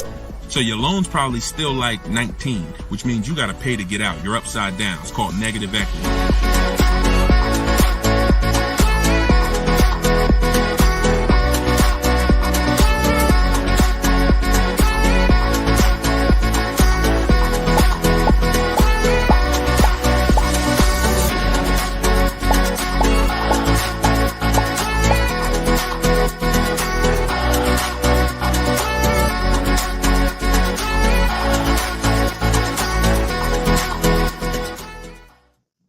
What's going on, everybody? Welcome. How's audio? Give me a 1 if audio's clear. Welcome back to Car Shopping Questions and Answers. This is episode 2. I'm your host, Deshone the Auto Advisor. We do these live shows to make sure you know the secrets, the science of car shopping online the right way, and know where the hidden money is. I spent 14 years in the car business with Mercedes, General Motors, and 4 years running my own brokerage, and now the mission is to make you smarter, make you better, help you pay less than everyone else for cars in less time shopping from home. So this whole show is sponsored by my new digital book. It's called Cars from Home, 7 Steps to Saving Time, Money, and Avoiding Dealerships. And you can get your copy for the next 30 minutes at 75% off in my TikTok bio, in my Instagram bio, or you can click deshonsbook.com or scan the QR code. So type your questions in, Dolan, shoot the first one up. We're going to be taking them from all platforms. And if y'all could start tapping that screen on TikTok, so shoot those likes up. I appreciate it. So this one's from Instagram. Does it make sense to buy a car from another state to get a better price for the car? Great question. When you start shopping and getting multiple offers, you're going to see most of your best deals are going to come from dealers far away. Not always, but a lot of times the dealers that you've been buying from, they think they own you. They look at your zip code and they program people to come in. The average person shops 1.2, I think it's less than 3 dealers. So when car dealers know you only are going to shop 2 dealers, then they know they can control you, and they know they don't really have to be as aggressive. Now, when you start sitting at home, like I want you to do, and start letting those offers come to you and start looking at car dealers, like start looking at all the inventory and getting multiple offers, you're going to find most times your best deal's 45 minutes away. Your best deal's an hour and 20 minutes away, because those people are trying to beat their competition. So you're going to find, you get used to that. You're going to step out of the local business and you'll get used to actually getting your best deal. Here's the saying. We'll wrap this question up with this saying. You buy your car from who makes you the best offer, AKA who wins the bid. If you're new here, we make people bid for our business. The more time you spend with me, you'll never negotiate again. You'll start making people bid. And the second part of it is you service your car where it's the most convenient. You service your car where it's the most convenient. You buy your car from who makes you the best offer. All right. Great question. Shoot the next one in, Dolan. Everybody keep typing your questions. I see you. I see you on TikTok. We're going to bring questions in from every platform. Go ahead. This one's from Instagram. Should you buy a car from a rental car sales place like Enterprise or Hertz? First of all, that would be low on my list. They'd have to, and look, I'm not telling you anything's wrong with that. What I'm telling you is that should be low on the list. When we're looking for used cars, rental cars should be low, and they got to be better priced than the cars that are not rentals. So I'm not going to Enterprise looking for what they have. I'm going on market. We use 8 marketplaces, y'all. When we shop for used cars, I have something called the multiple marketplace strategy. Multiple marketplace strategy is like it's you going everywhere, looking everywhere that used cars are. Example, if you were buying a TV, would you walk into Walmart and just say, all right, let me just look at this TV y'all got. All right, y'all want $1,000 for it? But no, you would be online looking at Walmart.com, right? Amazon, Best Buy, and any other website with a TV, right? Type right if that's the way you would shop. You look at someone who just walked into Walmart and say, why are you shopping like that? You see, so we bring the same things to car shopping. Same things. You're going to stay at home and you're going to go on these websites. CarMax is in the running. Carvana's in the running. None of these people we buy from exclusively, they must win the what? Let's go. Type fast. I want to see y'all typing. I want to have this conversation with y'all, but you got to type fast. They must win the bid. So CarMax is there, Driveway is there, Carvana's there, Cars.com is there, Auto Trader is there, Car Gurus is there. We even look at eBay Motors. So everywhere they're shopping, they're putting inventory. That's where we're looking. Now, if a rental car place has their inventory listed there, then they're in the runnings. If they have their inventory listed on their little website and they just want to sell local people these cars, no, we're not interested. We're not interested. Great question. Go ahead. Go to the next one, Dolan. This one's from TikTok. Is an extended warranty worth it if you buy your lease? I don't get why so many people are buying their leases. Make it make sense to me. Used cars. If you're not, see, we're finding that a lot of people buying their leases because they actually don't know how to shop. So when you look at the deals that we get, you in the last broadcast I showed you Freena. You've seen Greg, $527 a month, $56,000 Kia EV6. You've seen Taupe, $690 a month. She leased her car, $690 a month, $54,000 BMW. Now I know y'all are looking like there's no money down on these particular deals, and saying, oh well. If everybody's these don't look like the deals I see on the commercial, that's because they're not. You're not going to get great deals looking at commercials. Ignore commercials. But we found that people are buying their leases because they don't know how to shop. And that's not a reason to buy your lease. Because what you're doing when you buy your lease is you're buying a used car. Now, let's just say you're buying this car and you're keeping it. Because sometimes you say you want to keep the car. 8 years, I have something called the 8-year rule. We do not buy a car unless we're keeping it for 8 years. Why? What's the reason? Because the depreciation is going to ruin you. So when you look at somebody like Taupe's paying $690 for a $54,000 car. Every $5,000 a month, every $5,000 that you borrow on a loan is about $100 a month. Depends on the interest rate. For a 5-year loan. 5-year loan. That car would cost somebody about $1,100 a month. She's paying $690. See what I'm saying? So when you look at the fact that that's probably what a used BMW payment would cost her, but she's driving a new one for that. So if we're not keeping our cars 8 years, this should be your mission. Shopping for a deal like this, not buying a used car that you've already been leasing for 3 years, and now you're about to put a loan on it for 5 or 6 years for the balance. Does that make sense? We are not tying up our time in cars. It's only two purposes. I'm going to get a great lease deal, or I'm going to buy a car I'm going to keep for 8, 9, 10, 12 years. That's it. I want to get you from being stuck in the middle. Go ahead, Dolan. Shoot the next one up. People stuck in the middle lose money. Long-term buyers don't lose money. Great lease deals don't lose money. It's those people, if you're stuck in the middle, you're the one losing the most money, and we got to get you from being stuck. Go ahead, Dolan. Shoot the next one and keep typing your questions, y'all. All right. This one's from Instagram. We purchased a car just under a year ago. Would like to release it and get something more suitable. Okay. Watch this.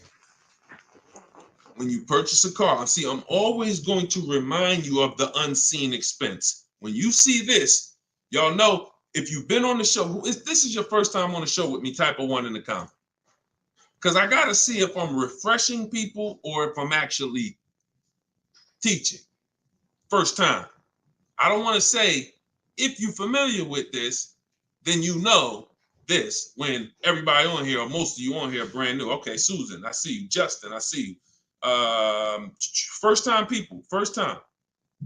Jay Malav, I see you. Okay, Sean, Go Entertainment, I see you. William, I see you. Christy, I see you. Okay, a lot of first time people on here. All right, so whenever you see me do this, picture, this is the unseen expense, depreciation. Let's explain this real quick. When you buy a car today for $30,000, what's that car worth tomorrow? For those of you who knew, you may not know, we got to type fast because I don't just talk at you, we have a dialogue. What's a car worth today? You buy a car today, what's it worth tomorrow? You bought it for $30,000. What's it worth tomorrow? Let's go. Could y'all keep tapping the screen on TikTok? Keep running those likes up. I appreciate it. As y'all tap that screen, y'all let TikTok know we having serious conversation over here. More people need to be here. Just keep tapping that screen, running those up. I appreciate y'all. Okay, so we got 29. That's not true, Sean Go Entertainment. But I want to let you know, you may have said that, but when you see the other answers, you'll understand. You buy a car today for 30, it is not worth 29 tomorrow. You lose about $3,000, $4,000 if you tried to go back and change that car. So this is answering this person's question who purchased a car just a year ago and would like to go and replace that car. $26,000, $24,000, $25,000. Depends on what the new market is. Depends on what this, but yes, you're going to lose probably 20% of the value in a day. In a day. In a year, you don't drive that car a year, you probably lose total of 20%. That's what you have to understand. You got to understand this car's value. I don't care what your payment is. Payment doesn't change the value of the asset. See, you've been taught, look at the payment. Get me out of this car, get me into this payment. That's why in the intro, some of you saw that video, the worst thing you could do in a car dealership. That video is really what introduced me to the world and letting people know payments can be manipulated, and we don't focus on payments. We want to focus on the asset, the value of the asset. So if you're buying a car, it's going down in value like this, whether you drive it or not. I give you a car today worth 30, you don't drive it 1 mile. Don't drive it 1 mile. I come up to you, I say, hey, Christy, I'm giving you this car. It's $30,000. Deshone, I don't need a car. I already have one. Yeah, but it's yours. Okay, I guess, but I can't drive it. All right, no problem. I come back a year later. You didn't drive that car 1 mile. Is it worth $30,000? Is it worth $30,000, y'all? Type fast. No. That's your intro to depreciation. So if you know that that car is going down in value, whether I drive it or not, what's happening when I drive it 12,000 miles? More, it's less, it's worth less, right? What's happening when I drive it 20,000 miles? It's worth less, right?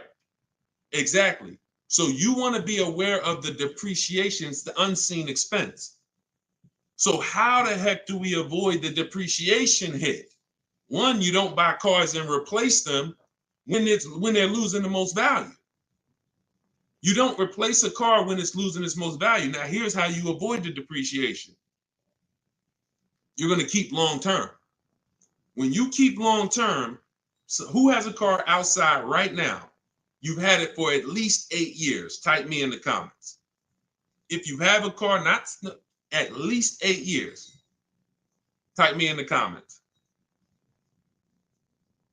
Now watch this. I see you, Simply Cam. Okay, I see you, Rob. 9. Okay, I see you, William. I see you, Jay Malone. Okay, could everybody hit that share button if you're getting value out of what we're doing? If you've been on a broadcast, this is what we do. No one's having these conversations with you. Share, because your friend will be mad if they find out you've been listening to me, using this stuff, saving money, and you didn't tell them, and they out here getting killed. Tag one friend, they'll thank you. When you consider the fact that those of you who are on here who said, Deshone, I got a car out there, I've had it for 9 years, 10 years, a year from now, that car is going to be worth about what it's worth today. That means you won. That's the long-term purchase. That's the keeper. You got to ask yourself, step one in my book. Step one in my book is the most important question. My book is called Cars from Home, 7 Steps of Saving Time, Money, and Avoiding Dealerships. It's a digital book because I update it as the market changes. 7 steps. Everything I'm going to teach you is out of those 7 steps. The first one is the most important question, which is, how many years are you keeping the car? If your answer is 8, then I created something called the 8-year rule. You should be buying your cars because your goal is to get to the point where you're like these people that I just asked. The book is in my TikTok bio. Somebody said, where can you get the book? It's in my TikTok bio, 75% off for 30 minutes, which normally $97, but for everybody on here, you can get it for 75% off for 30 minutes in my TikTok or my Instagram bio, or you can go to deshonesbook.com in the comment section, or you can scan the QR code if you're watching us on TV. So you have to really focus, unseen expense. See, why do I have to spend more time educating you on the unseen expense? Because it's the unseen expense. When you just said, when you just did this math with me and said, Dad, I'm losing money, and I haven't been trained to see the money I'm losing. That's why you'll go buy a car and replace it in a year. Because they're switching your payments. They're not switching. They're not telling you the fact you lost $7,000 of value. They're just going to manipulate the loan, put you on a car payment you can afford, and get you to sign off on it. We're done. You're going to understand these numbers because cash buyers would never do this. Cash buyers, if you paid 30 for a car and you came back in 2 months and they said, look, we can only give you 24, you wouldn't do the deal. But payment buyers, you're the one they fool. You're the one who can't see the money. And that's why I have to teach you to see this. So this is where you want to be. Either I'm going to keep my car 8 years. Now, some of you said, well, Deshone, I'll buy used, so I don't have to take that depreciation. But I'm going to tell you something. Buying used is not going to, when you compare, that's not the solution. Buying used or new is for long-term people. 8+ years. Buy new if you can afford to buy new. Buy used if you want to knock 20, 30, 40, 50% off your purchase price and you don't need the latest and greatest. Doesn't change that if you're buying, you should be a long-term person. If you are not an 8-year person, you should be shopping for great lease deals. And I'm going to tell you why. Look at Danielle. Look at Danielle. Danielle leased an Audi, $44,000 fee. And I'm explaining to y'all why you've been taught, well, I'm going to buy used, so I ain't going to take that type of hit. But I'm going to tell you, I'm explaining something to you real quick on how that's not the answer. Leasing is the answer. She leased an Audi A3, $44,000 vehicle. She's paying $550 a month, and she gave her first payment. She said with her first payment down. Now we're going to not use down payment anymore as a term. We're going to start saying total out of pocket. We want to eliminate down payment. Down payments can be flipped up. Sometimes you say I'm going to put money down, they don't include your tax. So we like to use total out of pocket. But she gave him $550, she drove off. That vehicle, she's driving a brand new A3. Now I want you to picture this. Danielle pulls up to somebody who's driving the same exact car, but they bought it.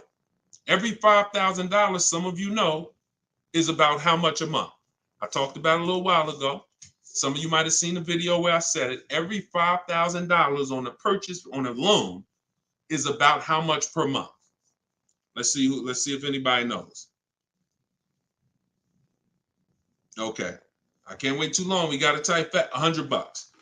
And again, I can't sit here and act like most of y'all aren't new to me. So I'm not going to assume you have even seen any of my previous broadcasts. So I'm just going to tell you the answers. Yes, Susan, $100. So it depends on the interest rate.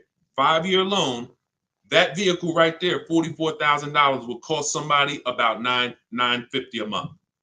You see why we don't have to wonder why people have $1,000 car payments? It's not that hard to see. They're buying their cars. So now Danielle pulls up in her Audi. Let's stay with the scenario, right?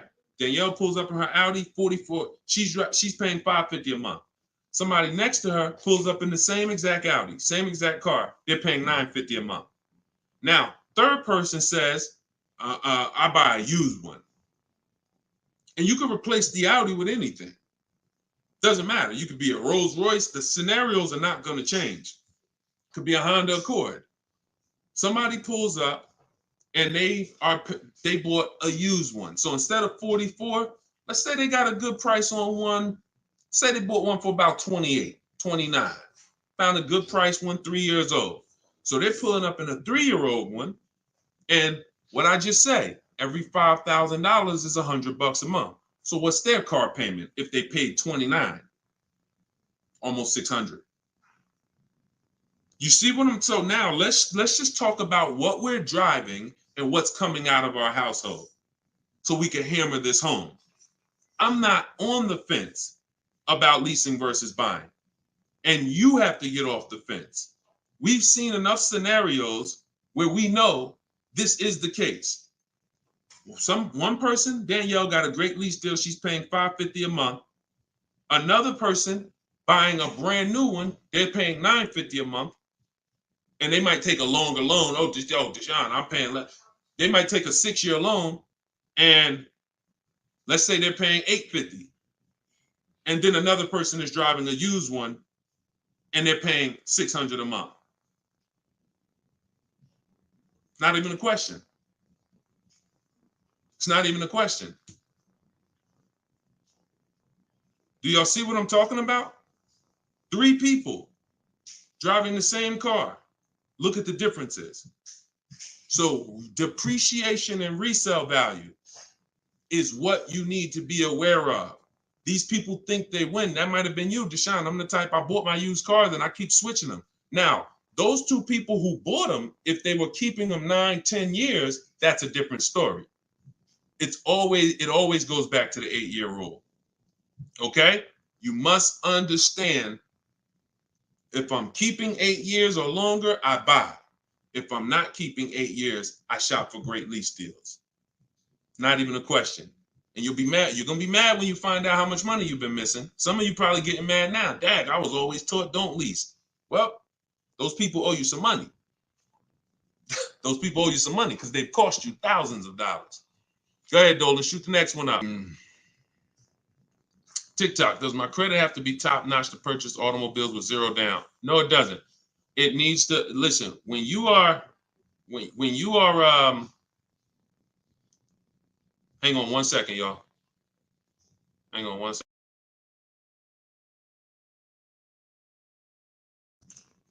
When you are buying vehicles with no money down, it's not a favor. It's not a favor. There's only 2 people who can't get vehicles with no money down. And that's people who are trying to borrow too much money, usually have negative equity that they're trying to roll over, and people who have, your credit is too bad and you can't get financing. But if you go through a company like Limbuzz, this is who we recommend in my book. I recommend this company, Limbuzz, who will work with people with challenged credit, then you won't have to deal with that. The whole point is controlling your own financing. You want to control your own financing. Now, we don't do that by getting pre-approvals. We do that by getting multiple bids. We do that by finding our car and then letting banks bid. I know you may have heard, I don't want any hard inquiries. You don't want hard inquiries until after you found your car. Once you actually find your car, it's okay to get multiple banks to give you a hard inquiry, and they allow this. Experian has an article where they talk about the rate window. You can actually have multiple people run your credit in a short period of time, but no money down is not a favor. It's not something you did me a favor. It's definitely not a deal. See, because if I gave you a car, it's worth $50,000, but I charge you $60,000 for it, and then I say, but you don't have to do no money down. Is that a deal? I gave you a car, it's worth 50, but I charged you 60, but it's no money down. No, absolutely not. So no money down has nothing to do with a deal. The only people who can't get no money down are people who it's usually a case of you have too much negative equity you're bringing over from your old car, and you're messing up the loan to value ratios. That's usually the cause, because a bank won't let you finance $40,000 on a car that's worth 30. They won't let it. Go ahead, shoot the next one up, Dolan. This one's from YouTube. Deshone, so does it make sense to get a car to have over? Oh, absolutely. Absolutely. This is all you should be doing. If you are a long-term person, listen, whose car is a keeper outside? You have a car outside, you've had it for 8+ years. Outside. This is exactly the goal. This is the goal. You want to actually be planning on that. Because when you actually have your car for more than 8 years, when you know you're going to keep your car for more than 8 years, you do things to make sure, like we do a longevity check. This is step 4 in my book. One of the things we do when we know we're buying a car we're going to keep, we got to go to Google and we got to see what the data is on the car we're shopping for. It's very simple. I type in the year of the car. Very important. You can't just type in Nissan Sentra, longevity. You got to type in the year. And then you're going to type longevity to see what the actual data says on the car. We skim those websites. It'll tell us if the car has transmission issues. It'll tell us if people report that this car has, is reported to last not as long as most cars. So these are the things that we do when we know we're keeping a car 8 years. But if you're not thinking about this, then you're not going to do the things to guarantee, because you could have a goal to keep a car 8 years, and then the car you bought is not known for lasting that long, or is not known for, being reliable at 8 years. So that's why it's the most important question right up front. It's not just for leasing versus buying. It's for programming yourself that this is a long-term thing. I want to make sure I get the right car. I'm not going to get a car that doesn't satisfy my needs and my wants when I know I'm keeping it a decade. You understand? That's the whole thing. But absolutely, plenty of people on here keep cars more than 8 years, but there's plenty of people who don't. Those are the ones who need to stop buying and start leasing. This one's from YouTube. So question, if a person is almost done paying the loan, is it smart to sell it? Wait, hold on. I want to read this right. So if a person is almost done paying the loan, is it smart to sell it and buy new or keep? No, I wouldn't plan on we're mixed in the middle. How many years do you want to keep the car? How many years do you want to keep the car? If you're not keeping, it sounds to me like you're actually not a long-term person. And you should be leasing to begin with, because I used to get people who would walk into the dealership and they would say, "Hey, Deshone, is that the brand new one right there? That's the new model?" And I'm like, "Yeah, that's the new one, just came out." And they would say, "Okay, I got 2 more payments left, then I'm coming back to get that one." So what they were doing was paying off one car, waiting for the title. Literally, they just paid off a whole car, 5-6 year loan, and now they're about to start another loan. It is throwing money out the window. You could actually keep more money if you just opened up your window and threw thousands of dollars out. You would actually lose less money doing that than buying and paying off these cars and then going and starting new loans. Because again, the depreciation is killing you. When you start getting replaced, that same mindset, and you start saying, okay, I'm okay having a payment, because that's usually what's happening. I have a payment, pay the car off, go start another payment. Once you realize that I'm cool with that, but I want a better car and I want to pay less, then you'll be leasing. So I would tell you, it sounds like you're not an 8-year person, you're not a long-term person, and you should start shopping for leases, and you're going to save hundreds of dollars every month, and you'll have better cars because you don't have to drive cars that are out of warranty and be on your own. Okay? Go ahead, shoot the next one up, Dolan. All of this is out of my new book, y'all. Everything you will ever hear me teach. Some of you have watched my watch my social media videos. All of it is based on a formula and a system I created for car shopping. It's a 7-step system for car shopping online. That's why my book is called Cars from Home, 7 Steps to Saving Time, Money, and Avoiding Dealerships. You can all get your copy. You can get your copy for 75% off for the next 30 minutes. In my TikTok bio, in my Instagram bio, it'll be in your inbox. You can use it immediately, and not only immediately, you use it for the rest of your life. Because the reason it's a digital book is because I update the book regularly. Anything changes, I update the book. We used to have Vroom in our, Vroom was in our strategy. They used to get bids. We used to get bids from them. They went out of business a couple months ago. I went right in, I updated the book. I didn't have to say to everybody, hey, guys, you got to get volume 2 of my book, because Vroom's no longer there. So a digital book allows me to continually update and keep things fresh. So you can get your copy for 75% off in the comment section, or you can go to my TikTok bio or Instagram bio. 30 minutes, then the price goes back to $97. Eric Pitts, this one's from TikTok. Can I use the bidding to refinance a car loan? I have good credit now. 100%. 100%. They give you a window. Now, you should only need 2 days tops. You Google every single, and let's talk about refinancing. As many people bid as possible. You got a window of 14 to 45 days.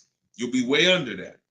It'll weigh as 1 inquiry when you finalize the loan. It'll weigh on your credit score as 1 inquiry.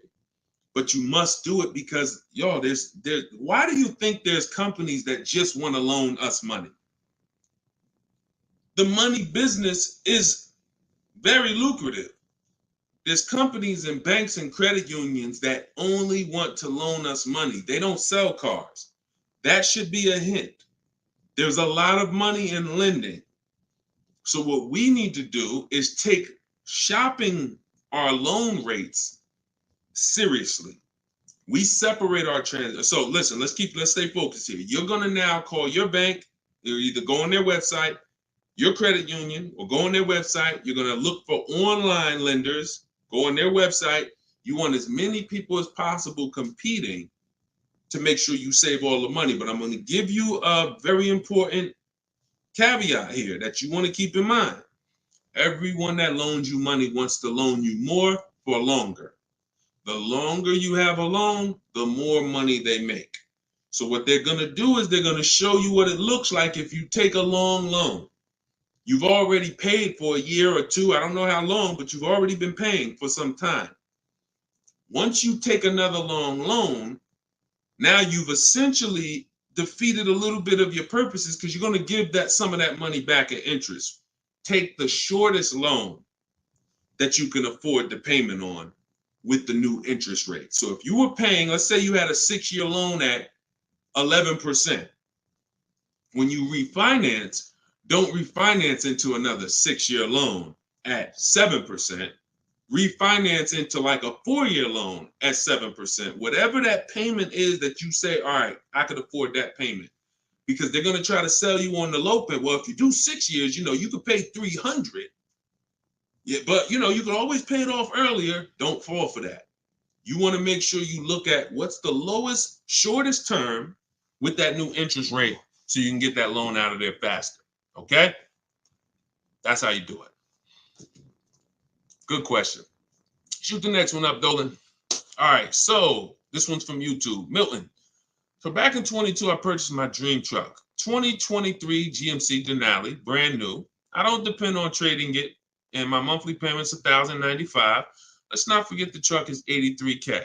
Am I paying too much money? Well, I don't know how long the loan is. So you could be paying $1,095 for 8 years. You could be paying $1,095 for 5 years. You see what I'm saying? So that's why payments are not always the important payments. How much did you pay for the truck? You understand? See. It's the price of the vehicle that we focus on, not with leasing. I don't want to see what you got to be. And this is why I want you to have my book, or you got to be locked into what I'm saying, because I'm talking to a lot of different people on here, and your scenario is not another person's scenario. So you can't hear what I'm saying when I'm talking to Milton about purchasing and think, well, I'm shopping for a lease. He said, don't focus on payment. No, different. Okay. So when we're talking about purchasing, the most important thing is how much we paid for the asset. Now, I don't know what you paid, and I don't know how well you shopped. I don't know. So there's no way. And here's the thing. The way we buy cars is by design. We don't know. When you start getting bids, and it's done, I'm going to just assume, let's just say, I'm not going to look at your deal and dissect it, because I don't have enough information to do that. And plus, if the deal wasn't good, what good is it me what good is me? It's your dream truck. What good is it me? I mean, what good am I going to do telling you overpaid for it anyway? So let's not ask questions that could lead to hurt feelings and long-term remorse for our dream truck. But for the rest of you who are shopping, and for the future, because Milton, your family's going to shop, you're going to shop again in the future. The way you've been taught to shop guarantees you never have price assurance. Price assurance means I don't have to ever ask if I could have paid less, because I got bids. Negotiator. If you're not a good negotiator, type me in the comment section right now. Deshone, I'm not a good negotiator. I hate it. I don't like it. I'm an introvert. It's not for me. I feel like I always get the losing end of the stick. I just feel like, people take advantage of me. I'm too soft-spoken. Whatever reason. All right, Susan, I see you. All right, Christoph, I see you. All right, Jay, I see you. Okay, so when we look at negotiating, I'm a good negotiator. I did it for a living. But one thing I know about negotiating, why I will never shop this way, and I don't want you shopping this way, is because you cannot get price assurance. You can't guarantee you pay the least price when you're negotiating one-to-one. When you go into the supermarket and you see you're getting spaghetti sauce, there's 7-10 companies trying to sell you spaghetti sauce. They're all like, hey, hit me this week, Prego, I'm on sale. Vitellini, I'm on sale. Hey, Ragu, they're competing. Everyone competes for our business except car dealers. Everyone wants to compete. So the reason why we can spend money on these other items and we never have buyer's remorse is because we've seen so many options. Y'all get it? We've seen so many options. I knew I didn't overpay. If I told you right now, you got to go buy a 100-inch TV and you got to guarantee you don't overpay for it, you're going to be like, Deshone, I can do that. Why? Because you know where to go. I'm going on this website. I'm going on this website. I'm going on this website. I'm going to guarantee I get the best price on the TV. I'm telling you, bring that same thing to your car shopping. That'll eliminate your buyer's remorse. That'll eliminate you ever asking, did I get a good deal on this? Hey, did I overpay for this? Hey, could I save more money on this? Get multiple offers eliminates it. And there's no other way to eliminate it. Okay? So don't worry. I'm sure you did well, Milton. Enjoy your truck, man. And just know that whatever, I'm going to get better for next time. I'm going to make sure my family knows that they never got to ask this question. Every vehicle I buy, I'm going to make sure that I get bids, multiple dealers. I'm going to get enough bids to guarantee that I teach to get 5. In my book, I have a strategy, 25 to 5 shopping strategy. This is for new cars and leases. We connect with 25 dealers online. You're using all my scripts. You're using everything I tell you to type, copy and paste in my book. And you're going to get you're going to get at least 5 offers, 5 to 7. Once you get those offers, you're going to see about a $3,000 to $5,000 spread minimum.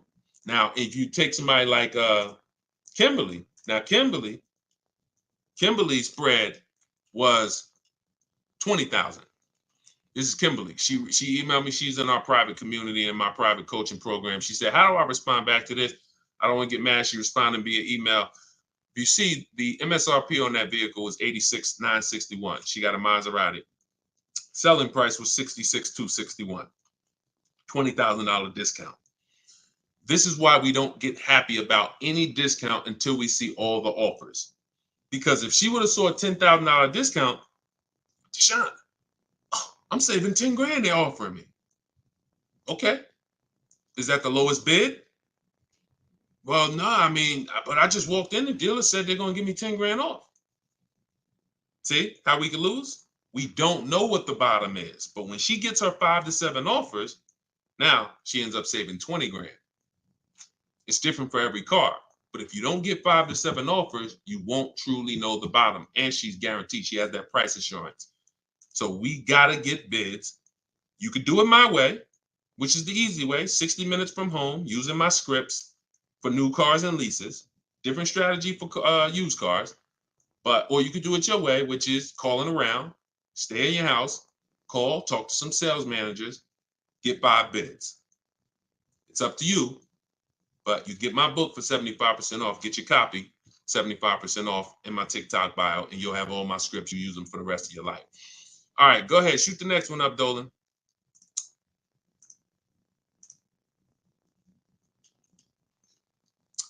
This one's from TikTok. It's 2024. What year should you be looking for if buying?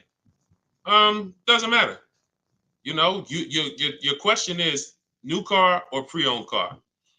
If you're buying, that's a budget issue. In my book, I talk about something when you get to a values question, because some people, you can only get what you want and need in a pre-owned car for your budget. Some people, you can afford both. And you're like, Deshone, I got a budget. I could afford both. I could get a new one. I could get a used one. Which should I get? That's a values thing. Do you want it? Some people say, Deshone, I get a new car every 10 years. I mean, I only get a car every 10 years.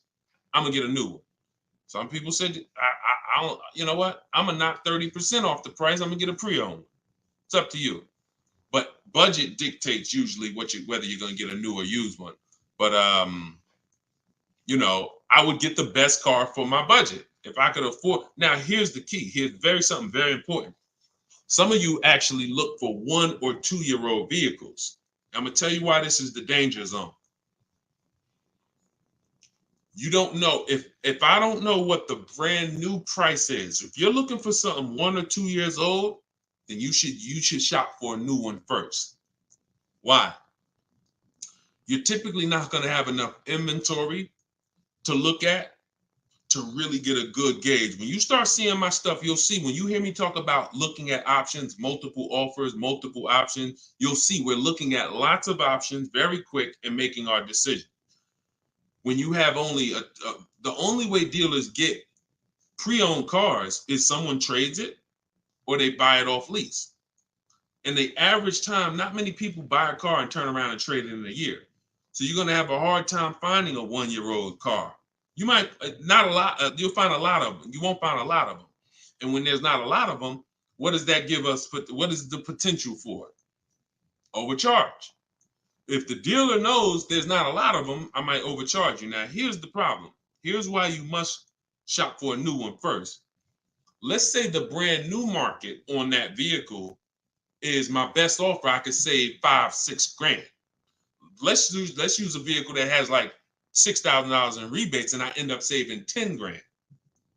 If I could get a new one and save that kind of money, $40,000, and I end up buying it for 32, 33, whatever, 34.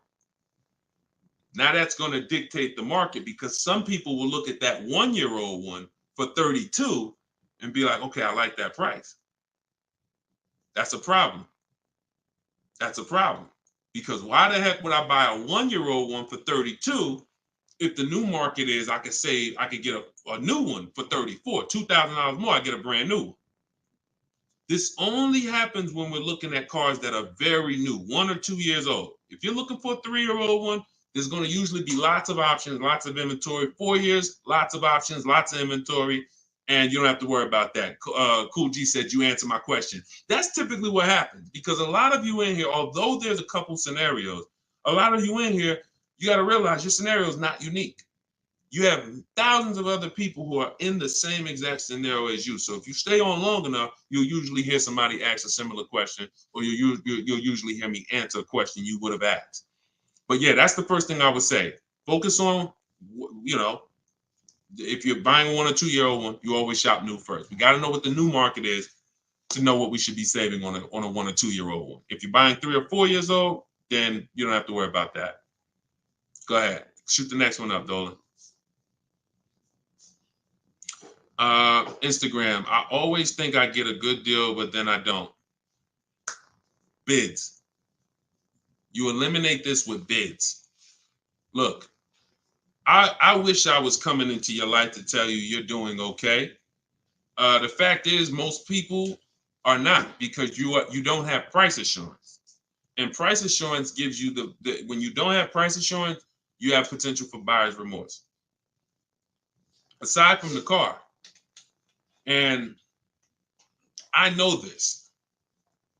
Look, I'm a nice guy. I consider myself to be a nice guy, but I'm in the bad news business, because I'm not meeting you telling you you're doing good and then, oh, you're doing so good, but I want to help you do better. I'm meeting you telling you that 99% of what you've learned about buying cars, leasing cars is wrong. And not only is it wrong, it's cost you thousands of dollars already. Now you get to decide from this day forward, are you going to change the trajectory of the finances that you pay for cars? You get to make that decision. But you got to admit you need help. You got to admit you're not doing as good as you would have hoped you were doing. And if there was 80 people out there teaching what I teach, then God bless, that would be a shame if you didn't tap into one of them. There's not. I'm one of the only ones that teach in this way. A lot of the stuff that I teach, I created it based on math and looking at thousands of scenarios, leasing scenarios, buying, people who buy their leases and creating and seeing where these people get jammed up. And now that information is available for you now. But in order for you to actually win, you have to admit that I need that. So if you think you're doing bad and you're like, yo, I'm done doing bad, this guy is here. He helps people. He's got proven track record. I got over 2 million followers on social media. I'm a very public person. We've been around for 3 years. If my stuff wasn't working, you would have heard it by now. But we have hundreds and hundreds of people, if not thousands, that have actually used what I teach to eliminate that statement you just made about, I think I got a good deal. You're going to sit at home, you're going to make people bid for your business, and you are going to know every single time that you paid the lowest price for the car, that you got the best interest rate, and that you got the most money for your old car. That is what we're going to do. All right, but you take the action. You could tap into live videos, or you could say, Deshone, I'm going to get your book. It's 75% off. It's a digital copy, which means anytime something updates, I update the book, and you got the new version, and you got all my strategies of how to car shop from home for the rest of your life. All right? I hate to see that, but I'm doing what I'm supposed to do. You see what I'm saying? I hate to see those messages, but I know I'm doing everything that God has put me here to do to stop those messages from coming. The rest is on you. All right? Go ahead, Dolan. Shoot the next one up. This one's from TikTok. I owe $20,000. Paid off interest, 6% APR. Do you recommend to refinance?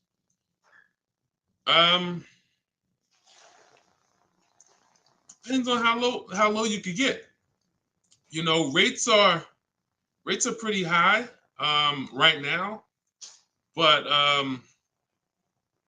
you know, I mean, maybe you don't go through the hassle of refinancing to save, you know, half a point. You know, that's tough. If you can't save a good amount of money refinancing, can't drop your, you know, but at the same time, money's money. So if I could save 1 point, that might save me $500 on my loan. 1 point on my interest rate might save me $500. So, I wish it was a site that shopped. In fact, we maybe in the future there will be.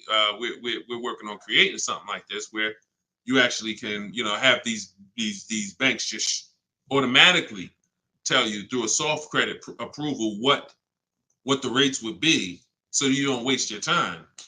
But that's tough, especially because we're in a season right now where rates are high. So I mean, you might find out that you based on where rates are right now, that's actually a pretty good rate. In which case, it wouldn't make sense to refinance. I wish it was easier. Trust me, some stuff I wish was easy. The products don't exist. The websites don't exist. So anytime y'all see me talk about stuff like that, like it's because these things don't exist yet. And one day we hope to create them. Go ahead, shoot the next one up, Dolan. Great question. Great questions today. Absolutely, Matt. Yes, it would be great. That's why we're working on creating it. Okay. Yep. Come on, keep typing. We got a good we got a good amount of time left. We're going we'll probably stay on for another 15-20 minutes or so. When is the next time? Oh, when is the best time to purchase a car?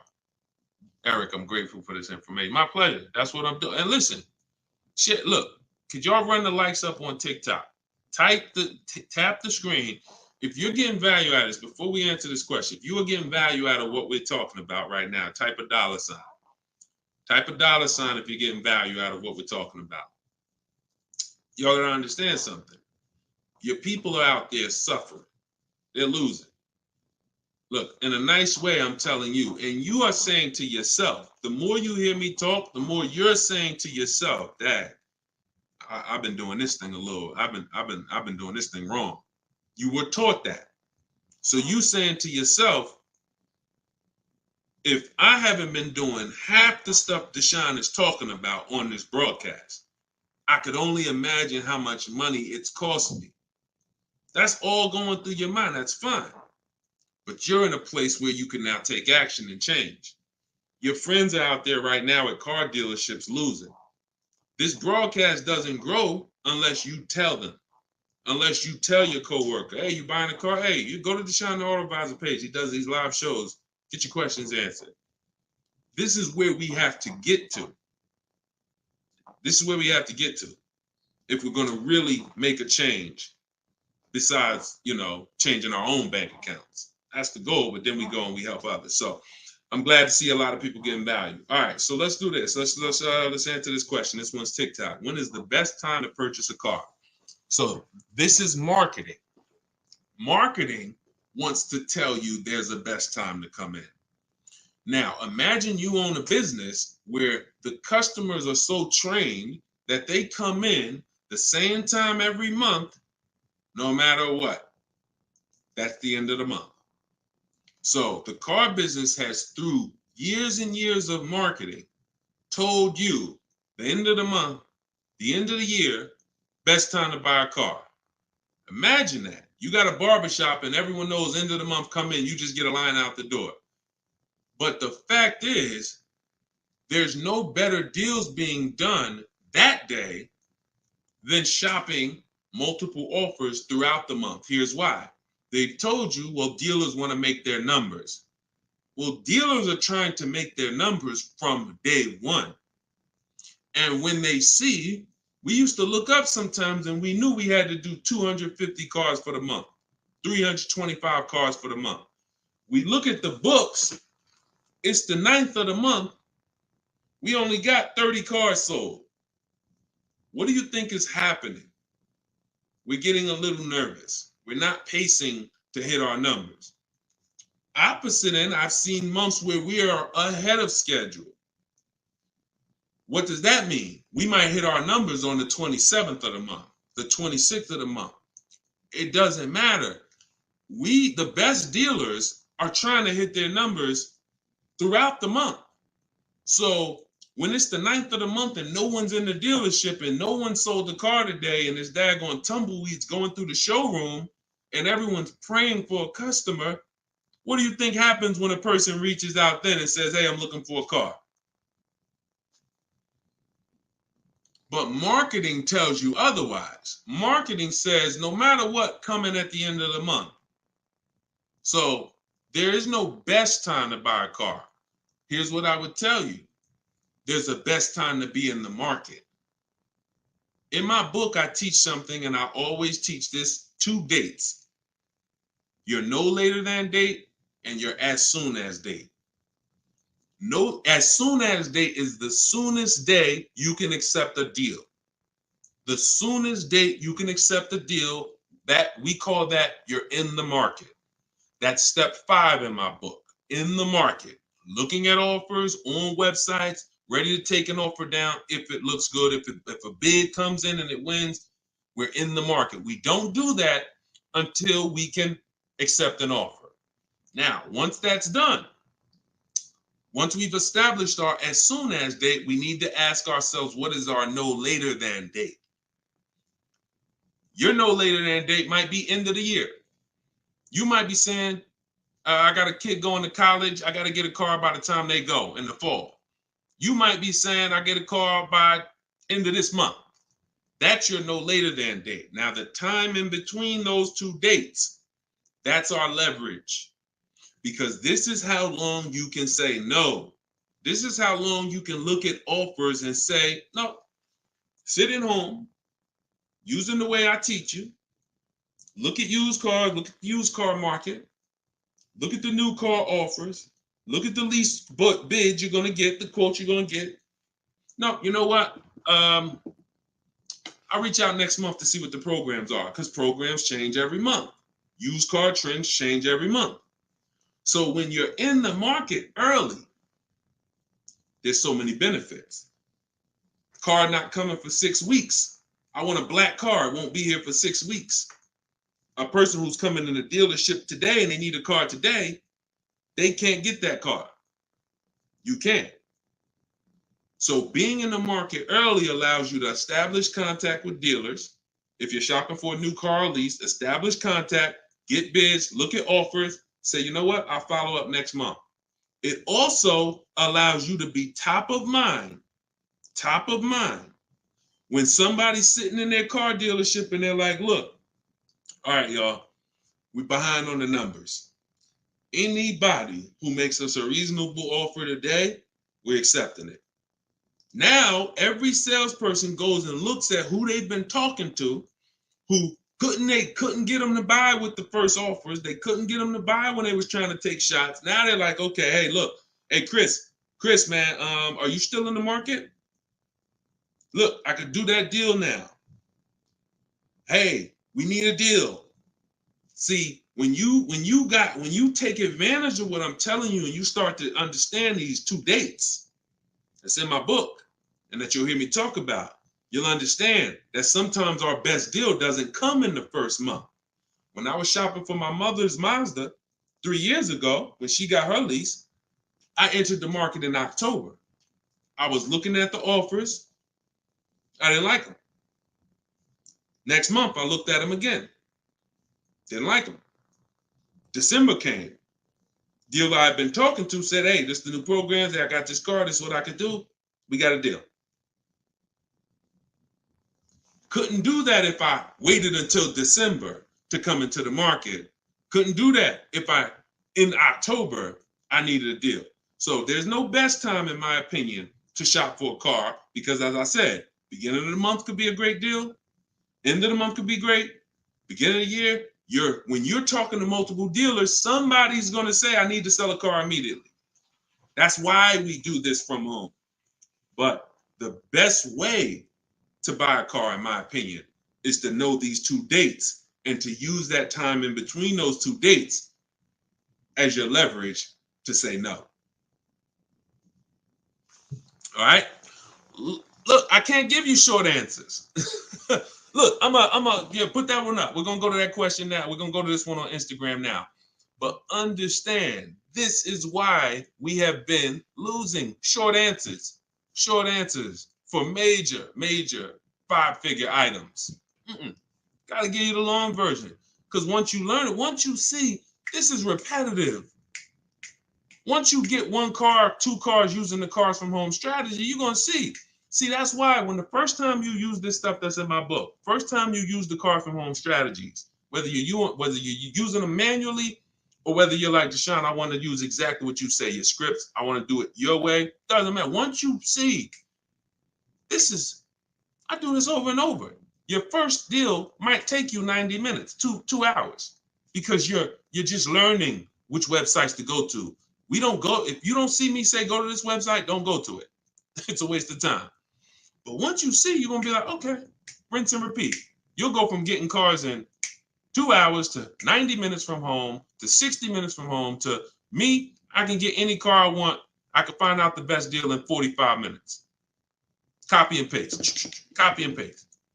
My Infinity truck I got took me, once we decided what we want, I spent no more than 60 minutes online to make sure I got that vehicle, saved 42% off the price when it was new, 3 years old. So this doesn't take you long. That old way that you were programmed to use, that takes you a long time. That's headache. This is 60 minutes from home. That's what I want for you. Go ahead, shoot the next one up. Shoot that Instagram question up, Dolan. All right, how do I get quotes from car dealerships to take with me to take in my lease? I will be leasing another car. This is without having a credit check run. Yep, we never need a credit check to get quotes. Now, some people will tell you that. Now, if you're at home, then you'll see when you're at home, there's a script that I use when a dealer says they don't do something, and we require all our customers to be here to get a quote. Okay, well, I'm talking to a couple of dealers. No one else has said that. Should I remove you from the list? See what I'm saying?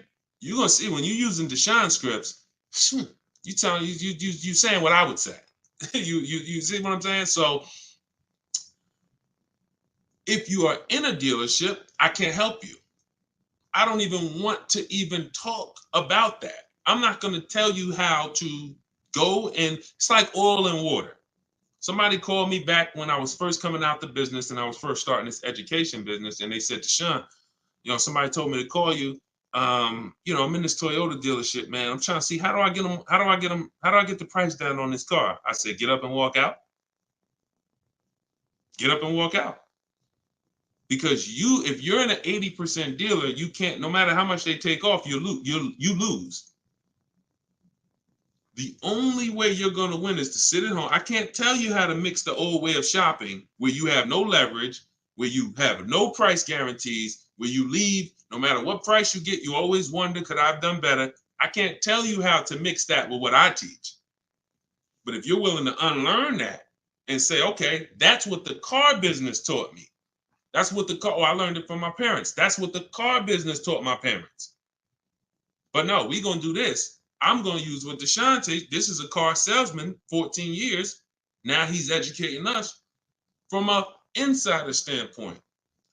You come out of that and you sit at home and you call and you could do it manually. You could do it manually.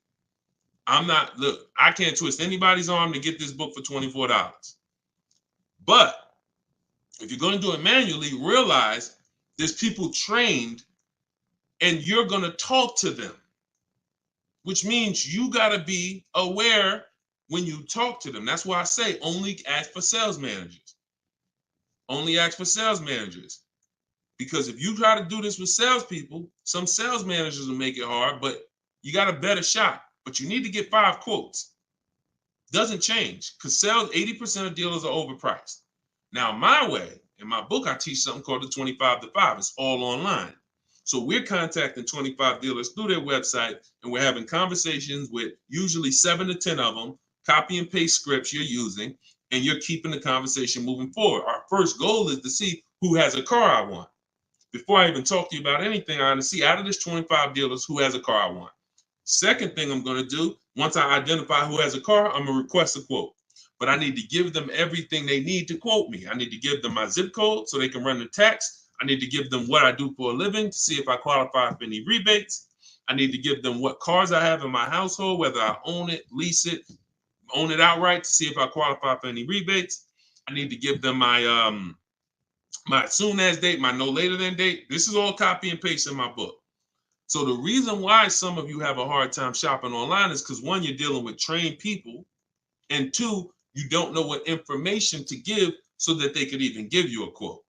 So if you're giving, so my book, you're using copy and paste, and we're never talking about credit.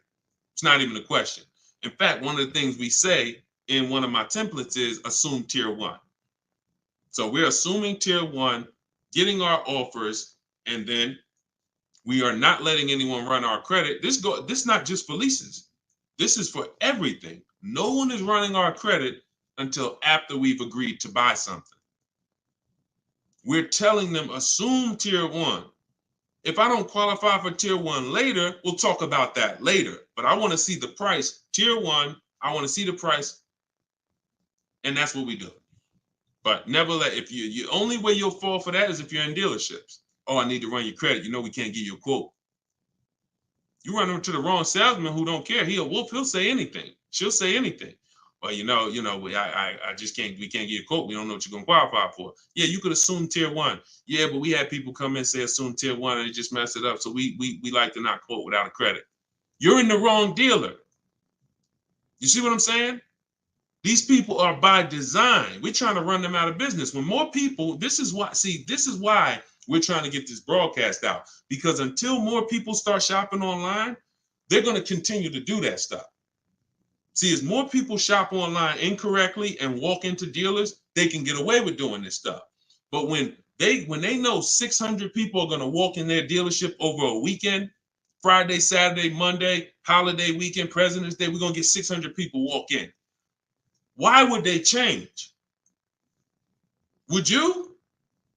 Unless you're just a person of ethic, why would you, if you got a business where 600 people come in the door, why would you change? But when we start shopping online and that 600 goes down to 400, and then that 400 goes down to 200, and they see that, we used to get 200 inquiries online. Now we're getting 700 inquiries online. Now everything's gonna move to we gotta do this online thing properly, or we're not gonna sell cars. That's why the future of if you really want to enjoy car shopping, you need to tell friends about what we're doing. Because the more people that shop the old way, it hurts us that are shopping this way. Doesn't stop us from getting great deals. We just got to continually weed through these car dealers because they're like 80% of our people coming in shopping the old way. So, all right, go ahead, shoot the next one up, Dolan. Great questions today. All right, this one's TikTok. I want to buy my sister's car lease after it's done in July. Is that possible? Nope. Your sister, I'm gonna tell you why. This is a common question. Some people want to buy, some people want to, buy their lease and give it to their family member. The family member can't buy it directly because only two people can buy a lease. When you buy your lease, there's only two things there's only two types of payoffs. A customer payoff, which is for the customer, and a dealer payoff, which a dealer could pay. That's it. There's not a third part. So what would happen is they would have to buy the car and then sell it to you. And if there's a loan on it, that's going to be, it's going to take a little time. It's not impossible. It's essentially a private sale.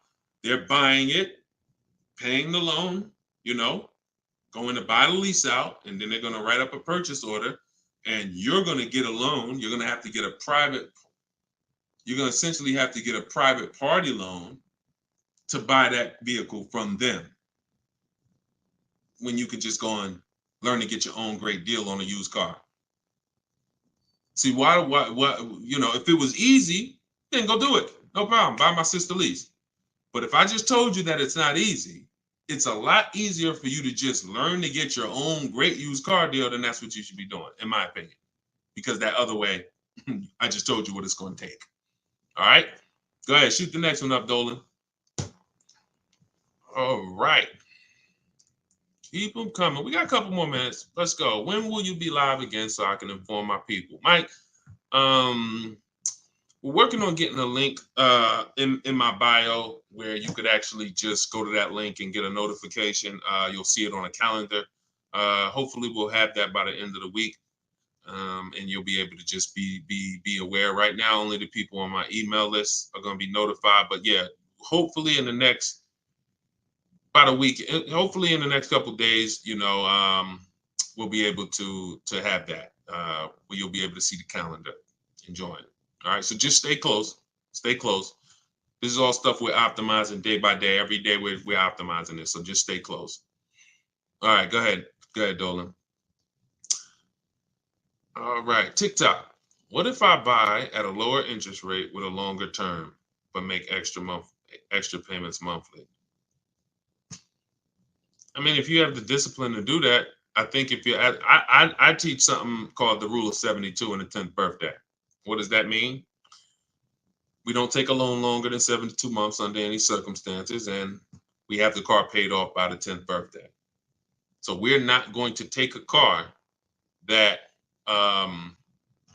give an example, why does this rule exist? Because I've seen all the bad scenarios that I've seen, or most of them, exist when people have loans on a car that's older than 10 years, or they have a loan that's longer than 7 years, 8 years, And so when you typically have a car that is, you want to get to a point where the car is paid off so that you can put money to the side for incidental emergencies, repairs, maintenance. If it's 7 years down the line and you're still making a car payment, especially if you bought a used car, the car is, 11, 12 years old at this point, you typically could run into issues. And also we don't have any, it's a lot of people on here. Would anybody on here take a 50-year mortgage? Would anybody on here take a 50-year mortgage? Anybody? No, I see. No volunteers for the 50-year mortgage, right? Why? Why? Because you already are aware. You see that? Every one of you said no way, nope. You already are aware that when it comes to home buying, there is a limit. You're trying to force this. You're trying to force yourself into this house if you got to take a 40-year mortgage. 40-year mortgages are available. 50-year mortgages are available. But we know it's inherent already that if we got to take a 40-year mortgage or 50-year mortgage, we can't afford that that house. We don't have that for cars, which is why I looked and I said, okay, super conservative people take a short loan, 3 years, 4 years. You typically, there's not enough data that proves that you need to take a loan that short to actually avoid problems. You pay a little more interest, 100%. So you always take the shortest loan you can afford, but I'm talking about problems with the vehicle. I'm not talking about interest. You got to combine what the nightmare stories is not, I paid on a car for 6 years and I paid that much interest, because interest can be fixed with refinancing. The nightmare story is my transmission's having problems and I still got 2 years of payments left on the car. Car's in the shop and I still got a payment. If you've been in that situation, you understand how car's in the shop right now, can't drive it, and that bank wants their payment every single month. We're trying to prevent that. And we're trying to prevent you getting to a point where you can't put enough money to the side to make sure if God forbid something happens to the car, you have the money, you have the cushion. So we use a safe marker, which is 6 years. But we combine that with the age of the vehicle, because I've seen people buy a car knowing they can't afford it, but they're buying an older one. Deshone, I want to get that BMW. Deshone, I want to get that Jeep, that new Jeep. Deshone, I want to get that whatever. Okay. But the one you want, in order to get it where you want it at, you got to take a 7-year-old one. 7-year-old one, you need to pay cash for that vehicle. Why? Because what you're going to do, if you tie a 6-year loan to that 7-year-old vehicle, now that vehicle's 13 years old before it's paid off. So when that transmission goes, or when things start happening because the vehicle's 9 years old, 3 years, now nightmare. So I had to create these boundaries. You don't have to use them. You can step over them. It's okay. But now you know there's boundaries. See, I'd rather you know. If you get my book, you get your copy, you get your book, Cars from Home, you'll see full of boundaries. Full of boundaries. Strategic moves, strategic shopping, ways to look at car. Okay, when I'm buying a used car, I need to make sure the Carfax look like this. I need to make sure that boundaries. You've never had them. So if you step over them now, at least you know you're stepping over a boundary. At least you know you're taking additional risk. See, if there's no speed limit, how do we know we're speeding? Once they put, oh, speed limit 65. Okay, now I know when I step over that, I'm breaking a boundary. So this is what we are bringing to car shopping. Based on horrible circumstances that we're trying to help you avoid. Like buying a car and then it breaks down and you still have a loan on it. So that's the thing. Rule of 72 on the 10th birthday. We don't take a loan more than 6 years, and we have to have a car paid off by the 10th birthday. So if we're buying a 5-year-old car, we can take a 5-year loan. If we're buying a 6-year-old car, 4-year loan. If we're buying a 3-year-old car, then we can take a 6-year loan. Not a 7, because we're not going past 6 years. So we can't have the age of the car and the years of the loan be more than 10. That's going to create a lot less risk. Now you said, Deshone, I can't get the car that I want with a 6-year loan. I can't get the car that I want. That means you, in our minds, you can't afford the car. You can do what you want, but at this point, if you got to get a 7-year-old car and you got to put a 6-year loan on it, you can't afford that car. You can go do it because you're grown. You can do whatever you want, but you're taking a lot of risk. And that's all I want you to know. So if God forbid something happens, or if it doesn't happen, you're like, man, I made out. That was a little risky. But if something happens, you can say, Dad, took a little risk and I shouldn't have. You understand? All right. All right, we're an hour and 22 minutes in. You know we could go all day, y'all. I really want to continue to. All you guys are chatting with a video recording. Slade, you see what I'm saying? This is what I call confidently wrong. You know what I'm saying? Person comes in. You know look. How you feel, Slade? How you feel? All right, so look, y'all. We'll wrap it up. I will see y'all on the next one. Like I said, in the next couple days, we should have a link in the bio where you'll be able to see exactly when we're live. Jump on. But for those of you who just jumped on, everything that I teach, everything from my videos is all from my new book. It's a digital book. It's called Cars from Home: 7 Steps to Saving Time, Money, and Avoiding Dealerships. No matter what your scenario is, it's broken down in 7 steps. Negative equity, high mileage drivers. You want to lease, you want to purchase, it's the same 7 steps. You just need to learn those 7 steps. And as you use it, you'll see you'll never go back to the old way. You'll never go back to the old way of shopping again. Once you start getting great deals in 60 minutes, 90 minutes from home, making people compete for your business, and you can get your copy for 75% off for 30 minutes. After that, it goes back up to $97. So you can go and you can actually click the link in my TikTok bio, grab your copy, or click the link in my Instagram bio, grab your copy, or you go to Deshone's book in the comment section, or scan the QR code. All right. I see Slade getting comments. Slade, I wanted to see what you was gonna say, man. You ain't, you ain't comment again, man. You know, I'm trying to probably dipped off, man. But anyway, I appreciate y'all. We will be back more for live, and I appreciate you. Tell your friends. Go watch Deshone's live broadcast, because we want to peel back the curtain, man. We need y'all saving money, all right? Let's keep unlearning, keep relearning. God bless you.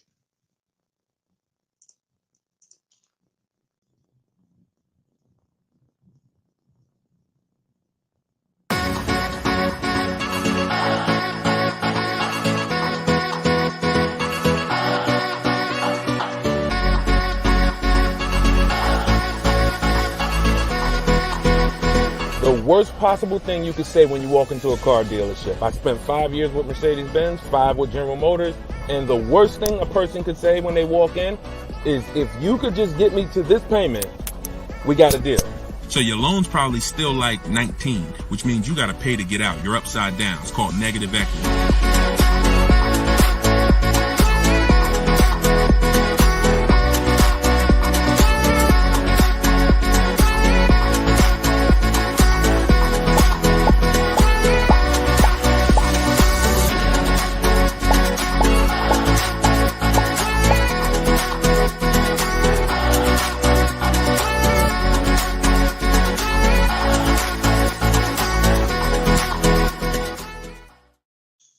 welcome to episode 3 of Car Shopping Questions and Answers. I'm your host, Deshone the Auto Advisor. I am the author of Cars from Home, 7 Steps to Saving Time, Money, and Avoiding Dealerships. I'm also the creator of the Cars from Home video library and the Cars from Home Insider Coaching Program. We do these shows at 12 Eastern Time and 3 Eastern Time live, Monday, Tuesday, Thursday, and Friday. So you can tell your friends that's when I'm live. We do rebroadcast these shows throughout the day. So if you miss them, you could always catch the rebroadcast. But we're live right now on all 4 platforms. If you're on YouTube, please hit the like button and subscribe if you want to continually get the best car shopping information from an insider. I left the car business in 2020 after 14 years. And now what I do is show you how to car shop strategically from home and how to get great deals in as quick as 60 to 90 minutes. So start typing your questions. I got my man, I see you, Just Blaze. Great to see you. I see you, Alexia. I see you, Jesse. Start typing your questions. We're going to have my man Dolan, who's moderating in the background. He's going to bring all these questions in from all 4 platforms. So, oh, by the way, the show is sponsored by my new digital book, Cars from Home, 7 Steps to Saving Time, Money, and Avoiding Dealerships. You can get your copy for 75% off as part of our launch in my TikTok bio, in my Instagram bio, or you can click the link, Deshone's book, or scan the QR code. Let's throw that QR code up for them, Dolan, so they can actually see it if they're watching on a television.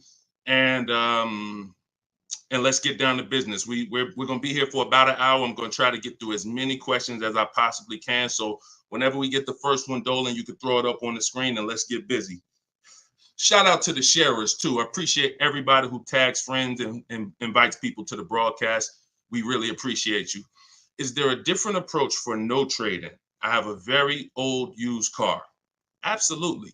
So you can skip that step. So many of you know that step 2 in my process is to do an equity assessment, but that's only if you're replacing a car. The reason why you must do an equity assessment is because sometimes you'll find out your car either has equity or if it's paid off, it's worth a couple $1,000s, in which case that goes into your budgeting. Now, you might put that money in your bank account and make your new car deal with no money out of pocket, or you might choose to apply a portion of that or all of that to your next transaction. But what I don't want you to ever do is wait until you get to the dealership that you're going to get the car from and then let them be your first offer on your current car. So if you don't have a car that you're replacing, then you would simply skip that step. You wouldn't skip step 1, which is the most important question. This is when you're asking yourself how many years you're going to keep the car. But you skip step 2, the equity assessment, because you don't have a car. Now, in your case, if you have a very old car, you still probably want to list that car on Facebook Marketplace because it's still worth something, unless you just want to keep it around your household. But if you don't have a car to replace, then you would simply skip to the budgeting step. And in which case, when you decide whether you're buying or leasing, you would be moving towards your budgeting, whether you're leasing and assessing how much the car you're going for should lease for, or whether you are purchasing and you are budgeting to see how much car you could afford based on whether you're going to pay cash or based on whether you're going to get your loan. So that's just a step you skip. Great question though. Okay, go ahead, Dolan, shoot the next one up. Does MSRP include all of the dealer fees? No, it doesn't. MSRP on a new car. Could y'all keep running those likes up on TikTok? Welcome to the new people. Type your questions. We're live. It is like we're 100% live on Tuesday. So start typing your questions and we'll get to you guys. But start tapping the screen so we can shoot those likes up and let TikTok know that we're talking serious business over here. Thank y'all. I see y'all running them up. Okay. Does the MSRP include all dealer fees? So it depends on what dealer. Usually no, because 80% of dealers, as I say, we have about 8,000 people that we've worked with since 2021, between the people who've gotten my book and the people who've used the video library, the Cars from Home video library. We get people data from all around the country. And what we see is about 80% of dealers are overcharging you. whether they're not giving you the discounts that their competitors would give you, or whether they're marking the MSRP up with bogus fees that they will try to convince you need to pay if you want to buy from them. So the only way that, if you're talking about, like, let's say I'm shopping for, Toyota Highlander. When I'm looking at for example, let's say I'm shopping for a Toyota Highlander and I'm going to lease it. When I'm budgeting for a lease, our goal is to always assume about a 1.25% lease. So what I would do is I'd take that MSRP, let's say it's $48,000. I'd multiply that by 0.0125. That's going to be $600.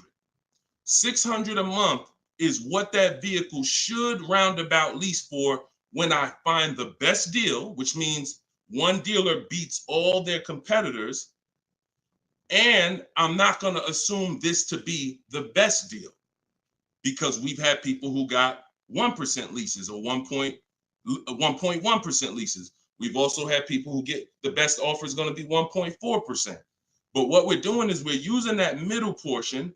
Some of you know 1.5 is the absolute max. You don't want to pay over 1.5. If I took that same vehicle, we'll do a lease scenario and then we'll do a purchase scenario. If you took 1.5 and you multiplied that by that same MSRP, now that's $720 a month. Above this, now we're paying too much for a vehicle we're going to be giving back. And the purpose of a lease is to avoid the natural depreciation that someone who's buying is going to take, and also to drive a lot of car for the money we're paying. So the lower percentage we pay relative to the MSRP, the better the deal. So everyone's going to charge different things. That's why we must get bids. We can't depend on a dealer who's going to say, oh, I'll honor the MSRP. And if I'm purchasing, then some dealers are going to not charge that same vehicle, that same $48,000 vehicle. Some dealers are going to charge $49,000 for it. Some dealers are going to charge $50,000 for it. Some dealers are going to charge $48,000 for it. And some dealers are going to charge less for it. We don't know who's who, which is why we must get bids. And part of what I teach is, and pretty much the gospel of what I teach is how to get bids online using dealers' websites so that we can sort for the best deal. We're not negotiating for the best deal. We are sorting. Good to see you, Yank. Even though you went a little left on the program yesterday, I saw you. But I'm here now. So go ahead, shoot the next question up, Dolan.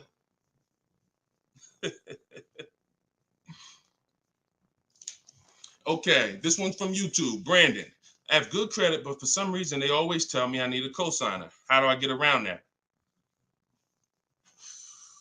If you're purchasing, you want to control your financing first. So I wouldn't let the dealer tell. If you have good credit, what you should be doing is you should be purchasing your car, locking up your best deal, and then coming home. And this is for all of you. Who's going to be purchasing a car? Who's going to be purchasing? Now, if you're not keeping your car 8 years and you're new here, then you're going to find out that you should be leasing. But for the time period, I'm just going to base it off of what you know already. Who's going to be purchasing a car? Type me in the comments. Matter of fact, I need to see Instagram because I can't even see. I know, Dolan, you can see it, but I need to see Instagram as well. Hold on. While I'm doing this, y'all type if you're going to be purchasing. Okay, I see you, Brandon. All right, hold on one second. Let me get to Instagram. All right.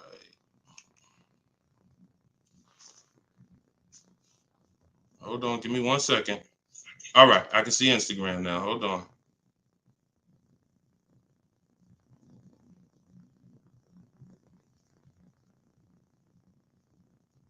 Give me 2 seconds.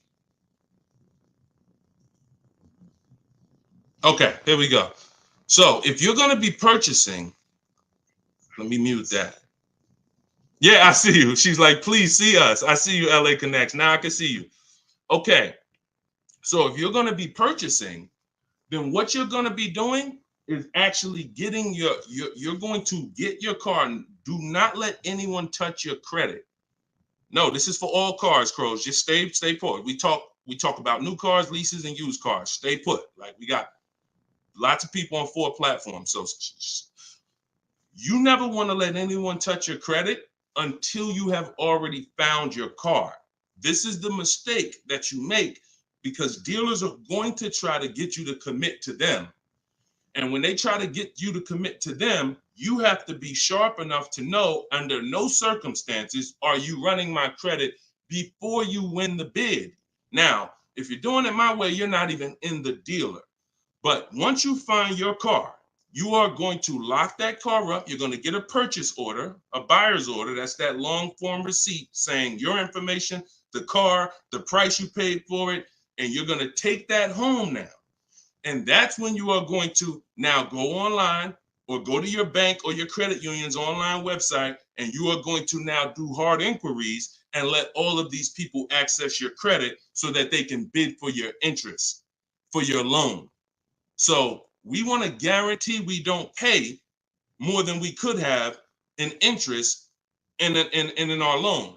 So you're going to bring that home. You're not going to let the dealer be your first option for financing. Once you do this, I call this the bank bidding war. Experian lets you do this. The credit bureaus let you do this. And once you do this, you're going to now get multiple bids, go to online. You want to be on Google, online lenders, everybody you can actually get in touch with, and everyone who bids, who does loans, let them have a shot at it.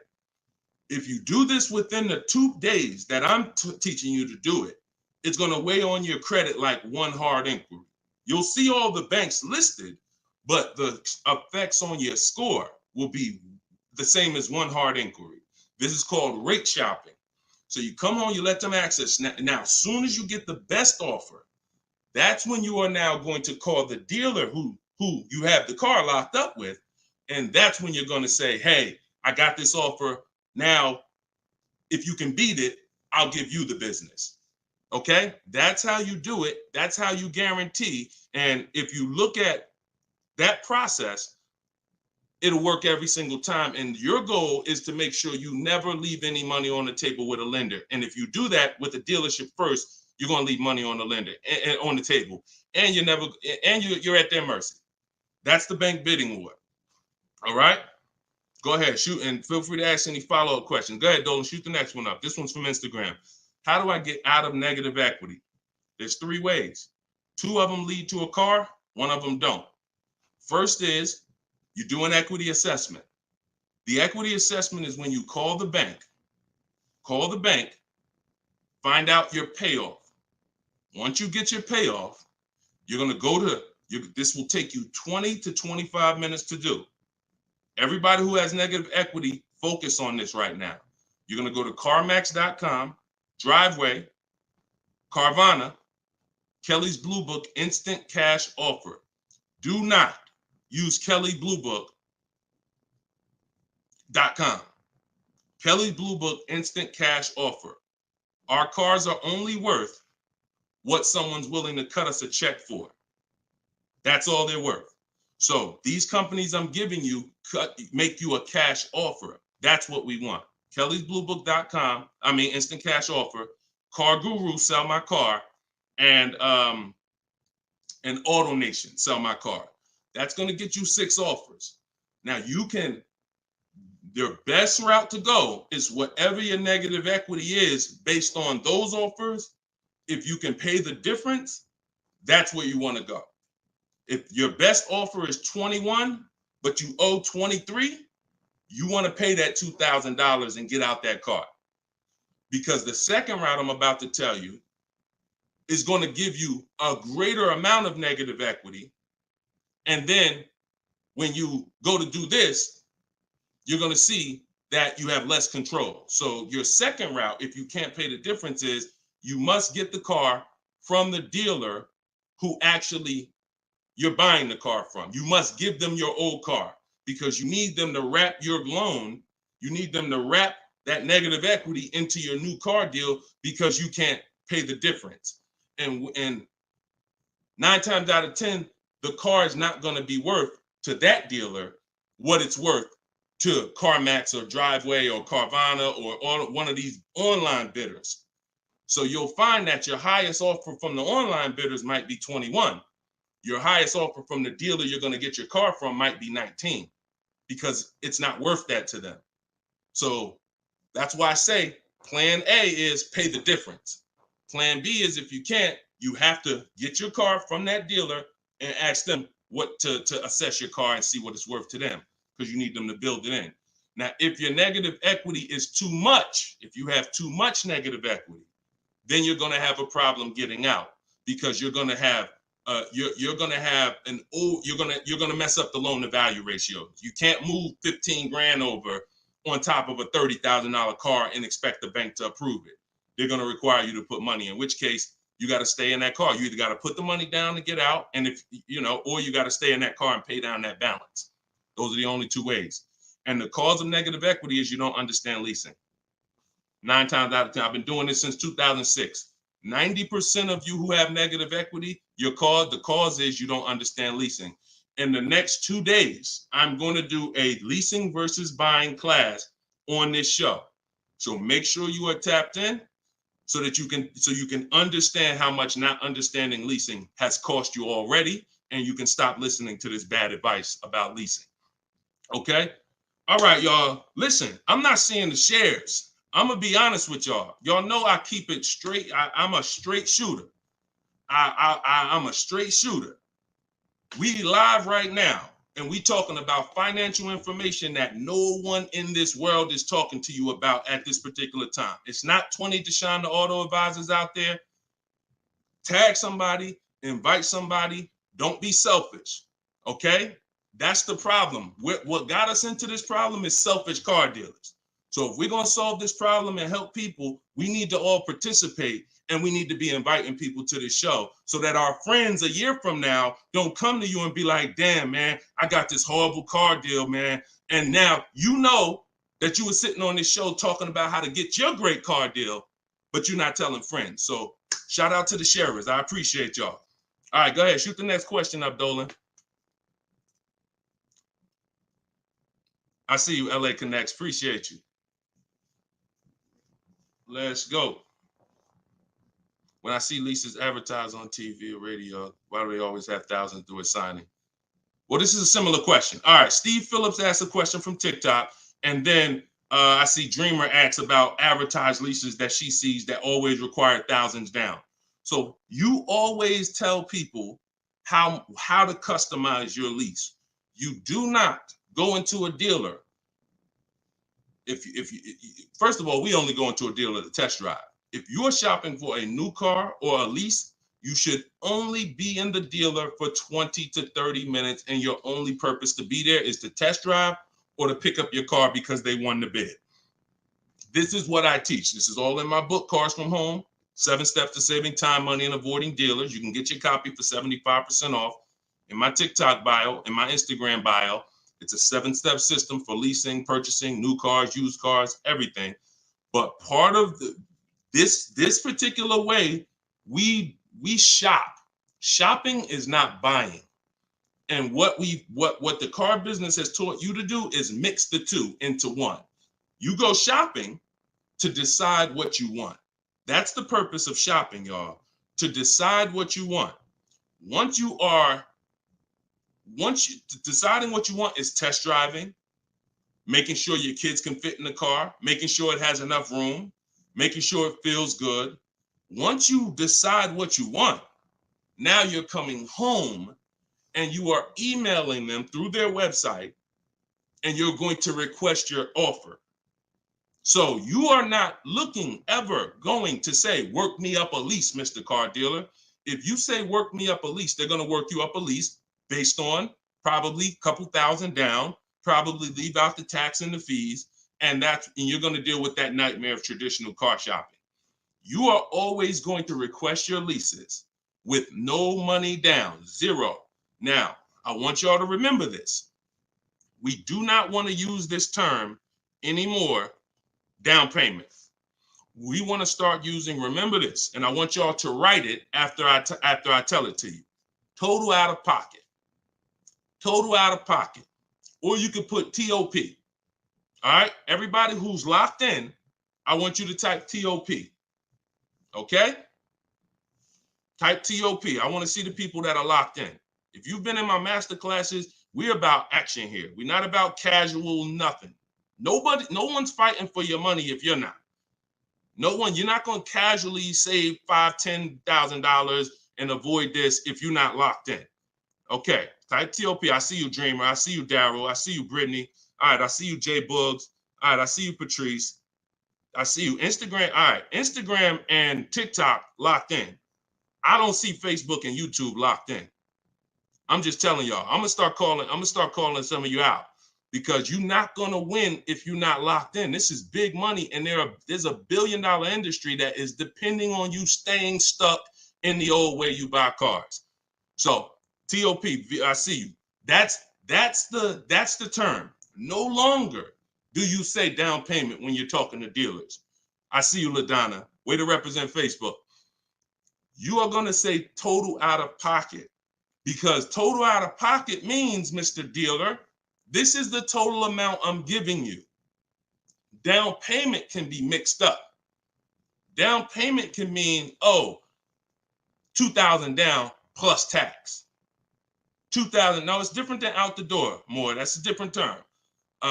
There is a place for out the door price. But in this particular case, we are using total out of pocket when we are contacting dealers to request our offers. First payment is the only thing we are putting out of pocket when we're getting lease offers. So we are getting, it does not mean we're not going to add additional money later, but it does mean for the offers that we're going to look at, I need my first month's payment out of pocket, and then you give me your offer. What that allows us to do is divide that monthly payment into the MSRP of the car and get that formula that I was talking about 10 minutes ago, that 1% formula, that 1.2%, that 1.5%. You can only work this with first month's payment out of pocket.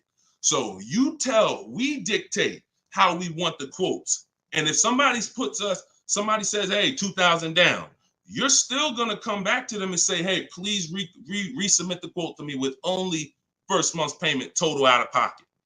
See, car dealers, we understand those terms. We know what total out of pocket means, but what we're depending on is that you don't understand what that means. The 80% of dealers are depending on the fact you don't understand what total out of pocket means, and they can just flip it up on you. So that's what we do. It's not about advertisements. Let me show y'all something before we move to the next question. Get the next question ready, Dolan. I'm going to show you a deal that somebody in the Cars from Home library made, somebody who uses my stuff. Don't shoot it up yet. Not yet, Dolan. Hold on. This is Charles. Charles got a Hyundai Palisade. $48,000 vehicle, $48,595. We always request our quotes with 12,000 miles per year, always. If you're going to do, Deshone, I do 18,000. Then you're going to adjust your mileage after you find your best deal. You're not going to do quotes for 18,000, always with 12. And then once we find our best deal, then we're adjusting. But Charles got $597 on a $48,000 vehicle. That's all he gave them, $597. So if he had depended on advertisements, he'd never get this deal. Hyundai Palisade like that, that's probably $597 with $3,000 out of pocket plus tax and fees. What am I trying to tell you by showing you this? Great deals are not advertised. Great deals are never going to be advertised. Great deals are made in the background. No one knows about them. Dealers don't even want to make them. They're sitting there saying, hey, listen, can you get them? They're talking to the salespeople. Hey, can you get them to come up a little more? Can you get them to pay another, $50 a month, $40 a month? Can you get anything out of them? No. All right, go make the deal. That is what a great deal is. Not something that you're going to see on commercials advertised to hundreds of thousands of people. So forget about commercials. Commercials are for people who don't mind overpaying. People who shop for deals the way I'm teaching you to shop, our deals are never going to be advertised. In fact, when you go pick up your car, they might tell you, listen, Listen, I'd love for you to send me some friends, but don't tell them what you're paying, because I can't duplicate this deal. This deal, I can't, I don't want to do a deal like that. So that's what we do. We customize our quotes. We don't let other people customize them. And you can do deals with no money down all day long. Go ahead, shoot the next one up, Dolan. Great questions so far. Let's go. Keep the questions going. Let's go. Listen, right now, we got at least another 45 minutes. We're going to get through as many questions as possible. So let's go.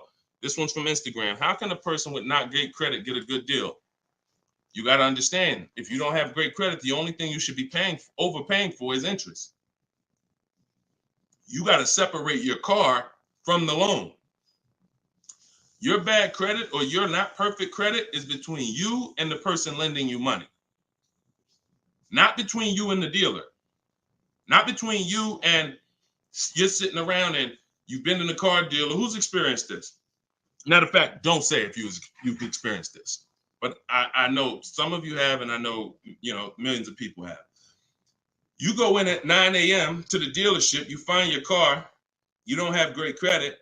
Now you're sitting there and you're waiting for hours for them to get an approval. You see people driving out with their new cars. Some people saw you walk in with them at 9:30 a.m. They done left at 12, 1 o'clock with their car. You still there. This is mixing the car with the loan. We don't want to do that. You got to separate the car. So the car is one thing. That's why we always want to make sure we're getting the car at a great price. You shop independently. You use a company in my book, I recommend Limbuzz for people who don't have great credit. But Limbuzz is going to require you get a good deal on the car, because you can overpay for the car and then you can hurt your ability to get the loan because you're overpaying for the car. So you must make sure you are using strategy, shopping multiple offers. If you're shopping for a used car, we could talk about that depending on if somebody asked the question. If you're shopping for a new car, whatever you're shopping for, you must make sure that you find the dealer who's going to sell it to you lower than anyone else. Now, once you find that, you're going to independently have your financing. And if you don't have good credit right now, one of the companies I recommend is Limbuzz. And Limbuzz will usually approve people that a lot of people won't approve. They work with a lot of people who don't have good credit. And then your financing, if you pay 18% interest or 15% or whatever it's going to be, that's between you and the lender, not the dealer. Does that make sense? So we must separate our transactions if we're going to win. All right? We must separate. Go ahead. Shoot the next one up, Dolan. Oh, and one thing. Here we go. I need to purchase a car in less than 2 weeks. Trying to determine lease or purchase. Easy. Who wants to know beyond a shadow of a doubt whether they should lease a vehicle or purchase? Type me if you're just like, Deshone, I've heard this, I've heard that, but I really want to know what's best. All right, All right, I see you, Tavy. I see you, Veronica. I see you on TikTok. TikTok is commenting fast. I need Instagram. All right, I see you, Patrice. All right, I see you, The Well Life. Perfect. All right. TikTok and Instagram is on point. Facebook and YouTube, y'all got to type fast to keep your hands by your keyboards. All right, Terrence. Okay, so here is the determining factor. In my book, I teach 7 steps. To 7 steps. It doesn't matter. The first step is the most important question. The most important question, I want y'all to remember this. It's tied to something I created called the 8-year rule. The most important question is, and I want you to answer it, for everybody shopping for a car, or if you will be, how many years are you keeping your next car? This is the first thing you ask yourself. This is the first thing when your family is looking for a car, your son, your daughter, your spouse. The first thing you're asking yourself is, how many years am I keeping the next car? So answer that question.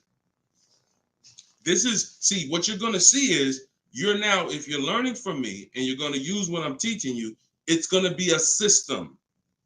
We're not winging it anymore. We're not randomly shopping and doing things based on, all right, I think I should do this now. I think I should do this now. My book, all of this is in my book, Cars from Home, 7 Steps to Saving Time, Money, and Avoiding Dealership. You can get yours for 75% off in my TikTok bio. It's normally $97, but for 30 minutes, you can get yours for 75% off. You go to my TikTok and Instagram bio. So I see you, Latasha, 5 to 6 years. Tavy, 5 to 6 years. All right, Crowsman, till the doors fall off. Okay, the well life, 6 or 7 years. Everybody answer that question. 8 to 10 years usually. I see you, Terrence. Brandon, Steph, 10 to 15 years. Okay, just bought the book. Hey, congratulations. Use it. Enjoy it and use it. Well life, you're gonna love it. And make sure you write me with your success stories. When you get your car, send me the deal. Congratulations. So 5 to 7 years. So now remember this, and don't try not to say something abstract. Like long as possible, that's too abstract. Like years. What's our goal?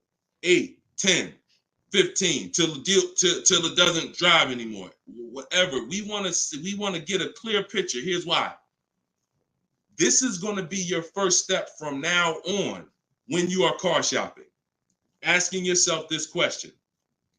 We're still on the overall question, which is, should we lease or buy?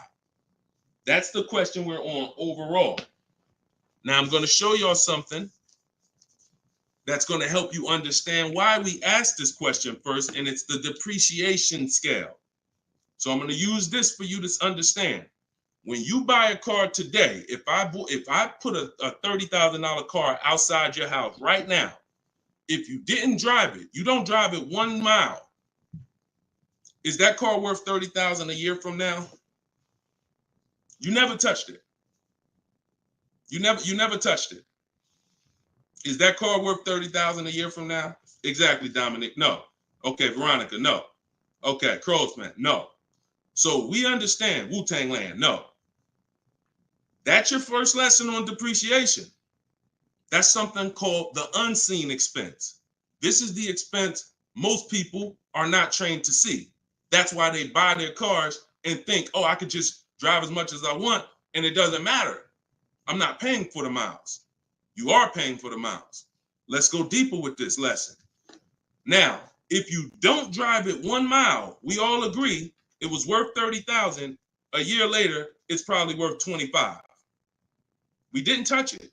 Now, if we drive it average miles 12,000, it's probably worth $22,000. You know, if we drive it high miles, it's probably worth $20,000. So you see that no matter whether you buy or lease, you pay for the mileage. You pay for your usage. In fact, you even pay if you don't use it. So now, I want to use something a little harder than that. When you understand that, you're going to see, Deshone, okay, if I'm losing that type of money in my car when I buy it, when do I ever get to a point where I'm winning? And the longer you keep a car, the more this starts to level out. So when you get to about 7 years, now you're no longer losing thousands of dollars every year. This is the purpose of the purchase, is to get to a point where your car is no longer losing value every year, and you can keep it, and it becomes something that is an asset because it's not taking money out of your house and you're not losing money. Now, the mistake is when you people who answered, if you're a person who said 5 years, 4 years, 3 years, 6 years, your mistake is buying a car and you trying to replace it while it's still on this type of drop. That's why you're never happy when you go trade your car. That's why you have negative equity, because the asset value is so low because it's dropping like a brick every single time for the first 5 years, every single year, first 5, 6 years. How do we avoid that long term?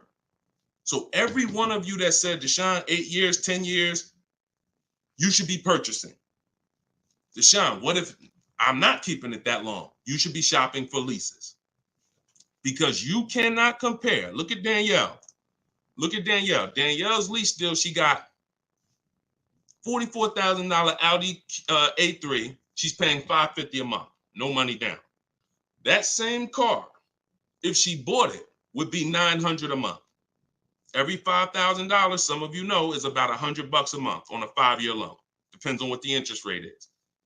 So that same car that she's driving for $550 would be about $900 a month to buy. So we have to understand, the leasing versus buying question is so easy once you just follow these parameters. You are avoiding depreciation when you get great lease deals, or you're avoiding depreciation when you buy and keep 8+ years. Anytime in between that and any other strategy, you are not avoiding depreciation. The unseen expense is what's taking the most money from your household, is the unseen expense. Everybody clear on that so far? If you're clear on that, type clear. If you're clear on that, type clear. I call this the 8-year rule. You will not, if you stick to this, you will win every time. And if you break this rule, you're going to lose every time. See, I can't help you get a great deal if you bought when you should have leased. Think about Danielle's deal that I just told y'all about. $550 a month on an Audi A3.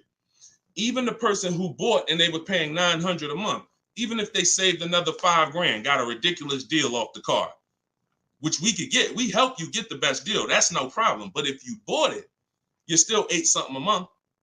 So if your deal is on the wrong foundation, there's no way to get a great deal. So buying versus leasing, the most important question, the 8-year rule, is your first step always. Okay, and I see a lot of people typing clear. So good. Okay, shoot the next question up, Dolan. And I know some of you are like, Deshone, I was taught all my life, don't lease. If you weren't keeping your cars 8 years, then those people who taught you that owe you some money. They're not going to give it to you, but unfortunately, they have cost you money. I followed your process and leased 2 cars. Your approach is easy and very transparent. This is Instagram. I appreciate this. The dealerships could not hide. Appreciate you. Come on. See, that's how I want every one of you talking. That's how I want every one of you talking. We're no longer negotiating to get our best deals. We are sorting and letting people come to us. It's oil and water. You got to complete. Why do you think I represent Unlearn, Relearn? Because I know the first problem I saw when I started teaching this in 2021, I started before that, but God blew me up in 2021. You know, we got 1.5 million followers on TikTok, and everything went crazy since then. We teach, but I was like, oh, people got so much bad information that they got to unlearn. I can't put good information on top of bad information. So you got to be willing to scrap that, realize it's cost you money. It's from people who don't understand cars. They might have bought 10 cars, 20 cars in their life. Now they think they're an expert. And that's just cost you. So you got to be willing to unlearn all of that stuff and learn the new way. And that's what we do here. So I'm glad. Enjoy. I'm so glad you're empowered, Coach Booker T. You're empowered. And that's what I want for everybody. Go ahead, shoot the next one up, Dolan. I have a Jag and need to downsize. All right, we'll get to you. I see you on TikTok. I have a Jag and need to downsize. Thank you, Brandon. Appreciate all the gifts on TikTok. Could y'all keep running the screen, the likes up, tapping the screen? If you're spending time with us and you're going to spend a couple minutes with us, can y'all just every couple minutes just tap the screen, keep shooting those likes up? We get TikTok's attention. We let them know we talking about things over here that more people need to hear. So appreciate all of you.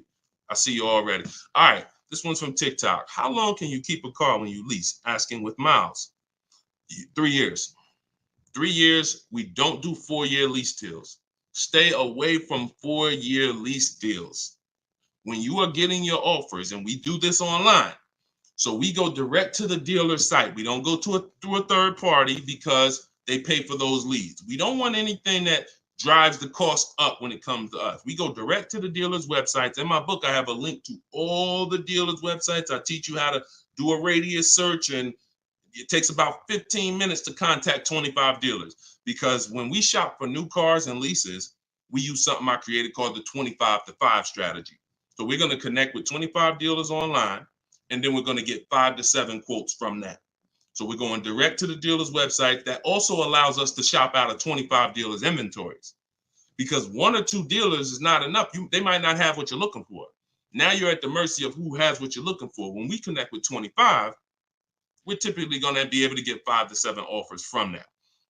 So this takes about 15. It just takes about 15 minutes. But we don't want to, like I said about 10 minutes ago, we dictate how we want our leases customized. And our leases are always first payment out of pocket, total out of pocket, first payment, 12,000 miles per year. And then we are, we're doing 12,000. And once someone wins the bid, out of those 5 to 7 offers, you're going to see, again, like I said, between the Cars from Home book, between the Cars from Home video library, and between my coaching program, we've done this with about 8,000 people since 2021. I can tell you we have enough data to tell you this is how it goes. Once you get 5 to 7 offers, you're going to see at least $150 to $200 difference from your best offer to your worst offer. That proves, that's why I say 80% of dealers are overpriced. So once you see that bid, you're going to, but we dictate that 3 years. We don't let people present leases to us. We tell them, this is how I want the lease. And if anyone suggests a 4-year lease, even a 3.5-year lease is too long, because you're eliminating the benefits of leasing, which is switching cars every 3 years. I want the latest and greatest. I want to pay the pennies on the dollar compared to someone purchasing. And I want to be able to switch cars and most of the time be under warranty, depending on what brand you're shopping for. If you're shopping Chevy, if you're shopping Ford, if you're shopping most brands with a 3-year bumper to bumper warranty, once you go 3.5, once you go 4, you're out of warranty. So I don't even like going 3.5. If it's a ridiculous deal for 3.5, maybe, but I'm typically 3 years, 39 months, maybe, and that's in my template. We'll do 3 or 39 months. 2-year lease deals are rare. You don't really see great 2-year lease deals. But if a manufacturer has it, then a dealer would tell you. When we contact them, they'll tell, hey, we got a great 2-year lease deal. Are you open to that? Yeah, we're open to 2, but we're not open to going longer than 39 months. We're paying too long on a car we're giving back. Go ahead, shoot the next one up, Dolan. Great question. All right, I see you. Perfect. Great questions. All right, Facebook. What's the best credit score to have when looking for a good deal on a brand new car? It's no way to dictate that. All you can do is now, if you're at a point where your credit is in that fair range, which is in that low 6s, mid 6s, then I would tell you, if you can, get yourself up to close to 7, get yourself up to 680, 690, 700, because that fair range is but that's really mostly with leases. But even even if you look, some of you are homeowners. When you buy a house, we're trying to get our credit to wherever it needs to be. If it's not there from the get-go, realtors will tell you, get your credit here so that you can get a mortgage. If you have the luxury of time, then sure, work on it. But our process, the bank bidding war process, eliminates the need for you to actually do this, because what it's going to do is going to, no matter where you find yourself at, you're going to get so many bids, you're going to make sure that whatever the best loan was that you could qualify for, you got it. I talked about the bank bidding war at the beginning of the show. So y'all know, if you're on YouTube, watch the replay, rewind it, watch the replay. We are live at 12 and 3 p.m., y'all. We're doing Monday, Tuesday, Thursday, Friday, 12 p.m., 3 p.m. We are live, actually live. But throughout the day, we rebroadcast these shows so that more people can see them. But in any time outside of that, I want you to go back and watch the replay if we answer something that you ask. And you want to find out, if you get the book, you'll see the bank bidding war that I send out with the book. That's how we get banks and credit unions to bid for our loan. But I explained it earlier in the show. All right, shoot the next one up, Dolan. All right, this one showing up from YouTube. Quick question: would you pay $9,000 for an SUV with $164,000 on the dash? It's a 2014.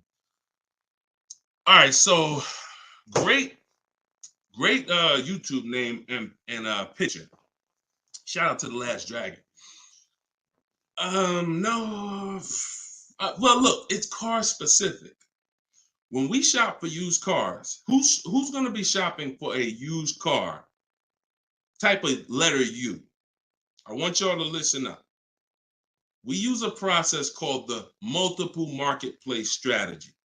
This is in my, now I told y'all, our process for shopping for new cars is, or new cars and leases, is the 25-5. Our process for shopping for used cars is the multiple marketplace strategy, because we want to be on every marketplace that has a car. And there's 8 of them: Driveway, Carvana, CarMax, Carfax.com, Car Gurus, AutoNation, Cars.com, eBay Motors, and I'm missing one. These all have different inventory. Now, some of the inventory is the same. I've seen times where you go on you go on Auto Trader, and the price hasn't been updated, but you go on Car Gurus and the price has been updated. So there's a car for 36. Same car on Auto Traders is 34. So you must be on all marketplaces. But then there's a process that we use to sort down to get a quality car. First thing we're going to do is, if you are aiming for a car, you need to do a longevity check and a reliability check. This takes 5 minutes. We type in the year, make, model into Google, reliability, and we skim those first couple articles. If you see a bunch of stuff that says questionable reliability, 7 out of 10, 6.5 out of 10, that's enough to eliminate the car, in my opinion. After you type in reliability, and look, my whole process for shopping takes 60 to 90 minutes. So everything I'm telling you to do are 5-minute things, 20-minute things, 15-minute things. We do this right from home. That's why the book is called Cars from Home: 7 Steps to Saving Time, Money, and Avoiding Dealerships. So now, once you do reliability, now you're going to do longevity. Longevity is going to tell you what the data says about that car long term. If it has transmission issues, if it's not known for lasting. Sometimes the longevity records on Google will say this car is known to last 200 to 300,000 miles.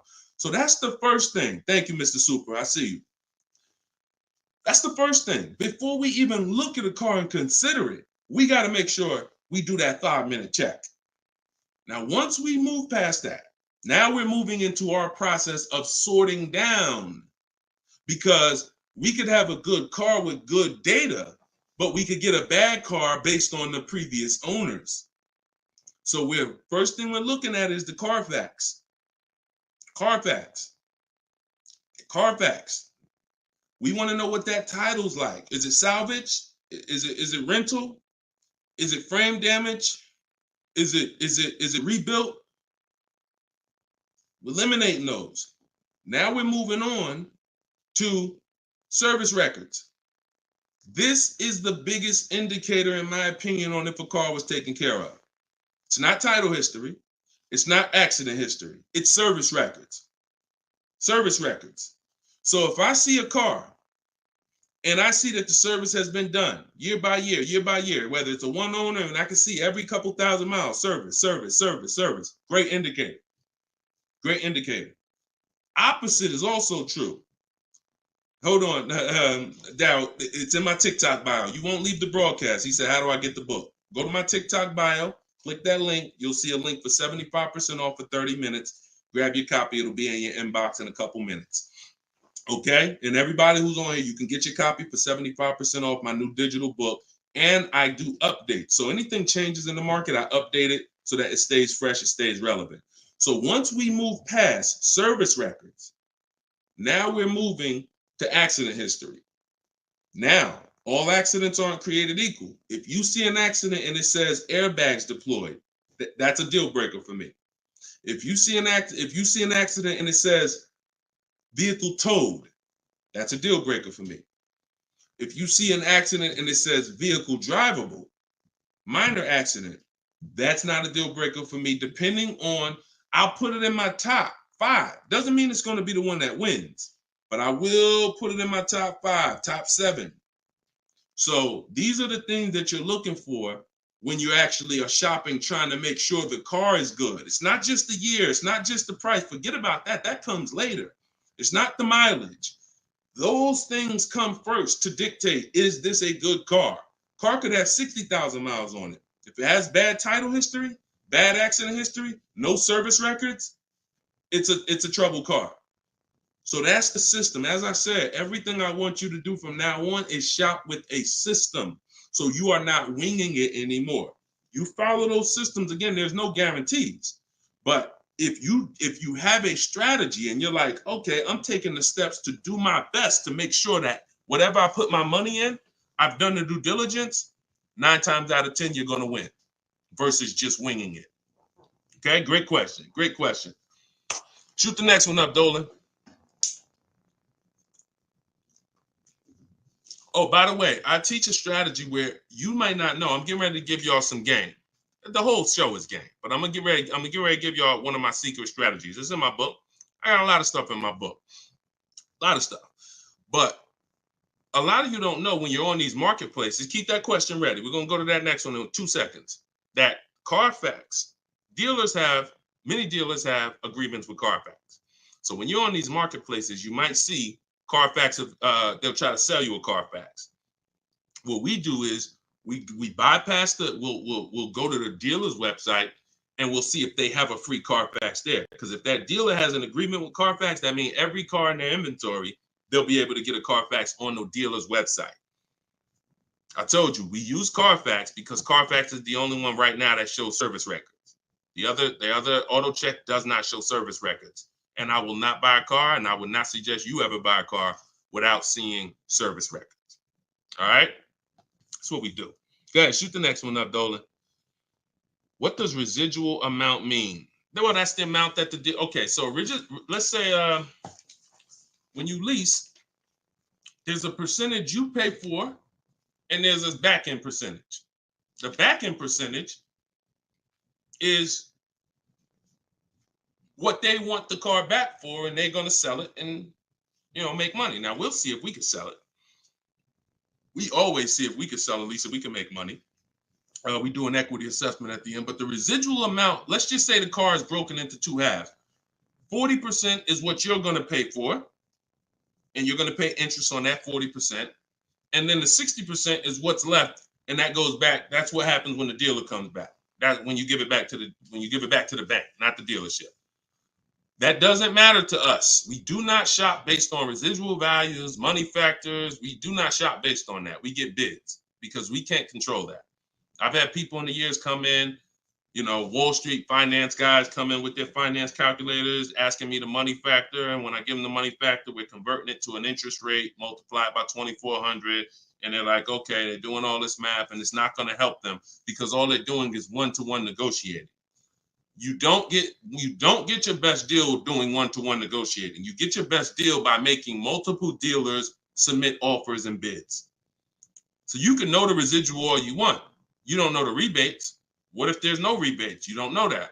You don't know you don't know if I'm an 80% dealer and I'm not going to discount, or I'm going to mark my car price up $2,000 and then take off that $2,000 and make you think you won. But all I did was take off the $2,000 that I was overcharging anyway. So you don't know who you're dealing with. That's why one-to-one never works. Sitting at home and getting bids from at least 5 dealers. My way is the 25-to-5. We're going to connect with 25 dealers online on their website, send them my template. You can send them an email, letting them know what you want. In my book, I have links to my templates. In my video library, you're using all my stuff and you're not talking. We connect with 25 and we're looking to get 5 to 7 offers. That's the only thing we can control. We can't control the residual amount. We can't control the money factor. We don't shop like that. It's not going to help you. In fact, it'll slow you down and it'll hurt you because you're overanalyzing things that don't even matter. And trust me, I love numbers. I love numbers. I was in calculus in 11th grade, so I can do this stuff in my daggone sleep. But what I don't want is to teach you to do that because I don't do that. It doesn't take that. None of these people that you see, look, when you see Eddie, matter of fact, he bought, hold on. When you see, look, let me show you Benita. Benita in the middle of the pandemic. The reason why I always show Benita is because in the middle of the pandemic, She got a Kia Telluride when people were paying $5-10 grand over sticker form. Kia Telluride, $600 a month, 36 months. She drove out. It's like a $46,000 vehicle. People were paying $800 a month. Some of you may know somebody who's leasing a Kia Telluride that they got during the pandemic. If they didn't put money down, they're paying $800 a month, $700 something a month, minimum. Now, one thing people will never tell you though is the money they put down. So don't even ask them, because you know people tell you, "Oh, I'm paying $600 a month myself." They'll never tell you they put $4,000 down though, never. So, but yeah, when you are shopping like this, you're getting bids. She doesn't know what the deal is going to be until she shops, and when she shops, she doesn't care about the residual value. It doesn't matter to her the money factor. None of that stuff matters. The only thing that matters is let me get my bids and see who's going to win the bid. That's it. That's it. Go ahead. Shoot the next one up, Dolan. Let me put that banner back up. For all of you who just jumped on, this entire show is sponsored by my new digital book. It's called Cars from Home. 7 Steps to Saving Time, Money, and Avoiding Dealerships. I'm the author of that book. I'm also the creator of the Cars from Home video library and the Cars from Home coaching program. You can get your book for 75% off in my TikTok bio, in my Instagram bio. It's normally $97, but you can get your copy for 75% off by going to my bios and getting it, or you can scan the QR code or go to deshonsbook.com. 75% off for 30 minutes. All right. So get your copy. Everything I teach is in there, and you can reference it for life. All right. This one's from TikTok. When I see, we already did that one. I know you're snatching all the questions, but I tied that question in, even though you didn't post it. I tied that question into the other person who was asking about 0 down leases. All right. Thanks, Dolan. Okay. This is another one from TikTok. Lease mileages. Let's go Instagram. Make sure you're typing your questions. All right. Make sure you type in your questions, Instagram. We live every day at 12 and 3. So let's see. TikTok. Lease mileage 10,000 under allowable. Does that value when getting next lease? No. What you're going to do is you're going to do an equity assessment. You are not going to, how many people right now have dealers calling them, telling them to come in and they can get you out of your lease, or they could trade you out of your car and put you in another car? How many people have either phone calls coming in, emails, or you get mail? Hey, Leo, good news. We need your 2019 car. We have somebody looking for that car. How many people are getting those emails or those calls right now? When you get those emails, look, all of them, look, look, I do every day, Matthew said, look. So when you get those calls, what they're doing is we have automatic algorithms, like automatic technology that generates these lists for us. It's not that they saw your car exactly and they're like, oh, I love your particular car. So what you got to know is, what's the goal? The goal is to get you to come in and get you to have them be your first offer on your vehicle. Now, we never want a dealer to be our first offer. Hold on, Tiffany. We never want a dealer to be our first offer. We want the dealer to be our last offer all the time when it comes to our car that we're replacing. So you're going to do something, Wanda, called an equity assessment. You're going to call the bank. You're going to ask the bank 2 questions if you're leasing. 1 question if you own. What's my payoff? That's the question everyone asks. If you're leasing, you're going to ask the second question. Do I have a third-party restriction? If they say no, then you need to write that down. If they say yes, you need to account for this. Once you hang up that phone call, you're going to do this equity assessment, which is going on the 6 websites I mentioned earlier: CarMax, Driveway, Carvana, Kelly's Blue Book Instant Cash Offer, AutoNation, Sell My Car, and Car Guru, Sell My Car. Every one of those sites, if they ask you, if you have a loan, if you are leasing, when they ask you, is the car owned, finance, leased, you're going to put owned. Don't put lease, because it triggers something in their website. They don't know how to separate third-party restrictions and not. And just so you know, for those of you who think you can't sell your lease because you have a third-party restriction, you're wrong. We sell leases with third-party restrictions. A third-party restriction doesn't mean you can't sell your lease. It means you can only sell your lease to a dealership that sells the same brand. So if I have a Nissan lease, I can only sell my lease directly to a Nissan dealer. And I'm selling and getting what? What's the best? What do we do? Bids. I'm not, every Nissan deal is not the same. So for those of you who had third-party restrictions, I saw a lot of people, I had to buy my car and resell. We don't do that. If you have equity, $3,000, $4,000, $5,000 in equity in your lease, you are now going to sell that car to a local dealership, and we're going to get bids. I have a script in my book for talking to used car managers and getting bids from local used car managers. Now, if you don't have a third-party restriction, it's even easier. You're going to get those bids, those 6 bids, and you're going to sell to one of those. If you have a finance, it's even easier. Finance and no third-party restriction is pretty much the same. You're going to sell to the highest bidder of the online dealers. And if you have to replace your car, you're just going to keep those offers on hold, because some of you are going to say, well, I could make $3,000 selling my car, but I need to find my new car first. No problem. In my book, I teach something called timing the transaction. You're just going to put those offers on hold. You're going to start your shopping, and you're going to find the dealer who's going to win your bid to sell you the car. And then you're going to pick up your new car and sell your old car the same day. These companies cut you a check. This isn't like Facebook Marketplace. You go into CarMax, literally they inspect the car, they cut you a check, you leave with the difference. It's not a 2-3 day thing. This isn't like, oh, I need to. No, this is very simple to do. And that's the equity assessment process. We get bids on everything. Our old car, our new car we're buying, our loan. Everything's a bid. All right, everybody clear on that? If you're getting value out of the show so far, I want you to type $signs.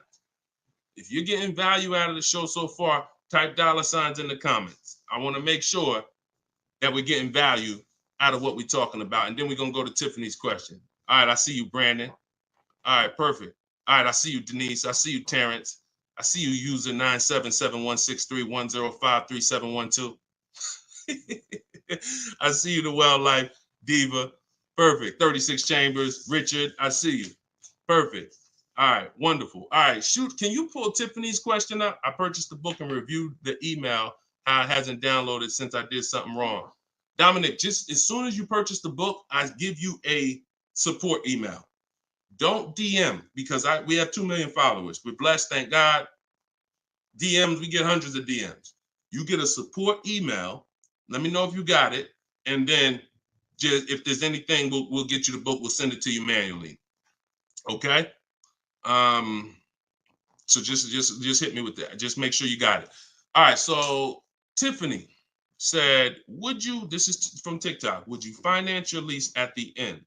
2018 Audi S5, 42,000 miles, 5K down, 12,000 miles. So when I talked to you earlier, you have to ask yourself the same question. If you were here earlier, the most important question is, how many years are you keeping the next car? You're going to ask yourself the same question right now, because you're about to buy another car. You have to see your lease. Buying your lease, you have to see it as buying another car. It's a used car. That's what you're doing. Hold on. Okay, LA Connect, do me a favor. Hold on. LA Connect, shoot me a DM. I'll look for your DM, and you get the support email. You don't get the support email. As soon as you purchase, the thank you page says, here's the support email. So, and check your spam and check your junk folder, okay? Because we got a pretty sophisticated email technology that is spot on most of the time. I'm not going to sit up here and tell you it's perfect, but I mean, we deliver a lot of books without issue. So sometimes it's in spam, sometimes it's in the junk folder. Okay, so that's how you have to see buying your lease. You're buying a used car. The only difference is it's your car. That's the only difference. You don't, instead of going to look for a used car, you're saying, I'm going to buy that used car. So the same question exists. How many years are you going to keep the car? Now, if you say, 8, you're not going to break the 8-year rule. Then you could buy it. But if it's not 8, it makes 0 sense not to be shopping for another lease. I'm going to tell you why. One, the depreciation. And I'll talk to you about, I'll do a quick scenario of, because some people say, Deshone, when I buy used cars, they don't depreciate as much as used cars, but you still pay more than people who get great lease deals, than people who get great lease deals. You're still paying more money, and now you're paying more money for a for a worse car. So, but when you are looking at these scenarios, most people are going to finance for a 5-year or 6-year loan to buy their lease out. But you've already had the car for 3 years. So you have to say to yourself, what's the likelihood I'm going to keep this car that I've already had for 3 years for another 3 years? Tiffany, if you didn't get, if the new lease payment, if that's not the best offer out of 5 dealers, then that doesn't matter to me, because we don't care about what one dealer says, especially a dealer who's going to try to see you. Some of you are too loyal to these dealers, and you got to stop. I'm not loyal to any dealer. No one who listens to me is loyal to any dealer. We are done with being friends with dealers. We don't need to go to a barbecue with our car salesman. We don't need to do that anymore, because we need to make car salespeople compete and different dealers compete. Tons of people will walk in, get one quote from an old dealer or a dealer that sold them 2 cars, and that quote is $900 a month, and they're like, oh, I guess that's what the car costs. Not realizing, no, that's what the car costs from that dealer. That's what it costs from that dealer. Your competition is going to be $1,000 a month, $1,050 a month, $850 a month, $790 a month. I told you, when you shop the correct way, you are going to expose the dealers that are overpriced. That's why that person who came on here, who Dolan put that comment up that said, hey, I use your stuff, dealers can't hide. Because it's an exposing of the overpriced car dealers. We see the people who are overcharging us, because when we see that best offer is $790, and then we see another offer for $840, another offer for $890, another offer for $920, we realize all of those other higher price offers were taking a shot at us, hoping that we weren't going to shop them. But that's okay. We're buying from the 20% who beats their offers. So before we ever make a decision to leave, we must shop 5 offers, and none of you are going to realize that this is right. See, like I said, between my book, the Cars from Home Library, and my coaching program, we've helped 8,000 people since 2021. These are the numbers. 80% of dealers are overcharging you. And if you don't have multiple offers in front of you, at least 5, you're not going to ever find the best price dealers. And you don't do this the hard way, going into dealer to dealer to dealer. You do this sitting at home on these dealers' websites, requesting your offers, looking at offers strategically. That's why my book is called Cars from Home. My system is called Cars from Home. We spend time here. We're not in a dealership for more than 30 minutes. Okay? So getting back to your question about buying your lease, I'm not buying a used car. I'm not switching my strategy. The philosophy of going from a lease to a purchase is a total strategy shift.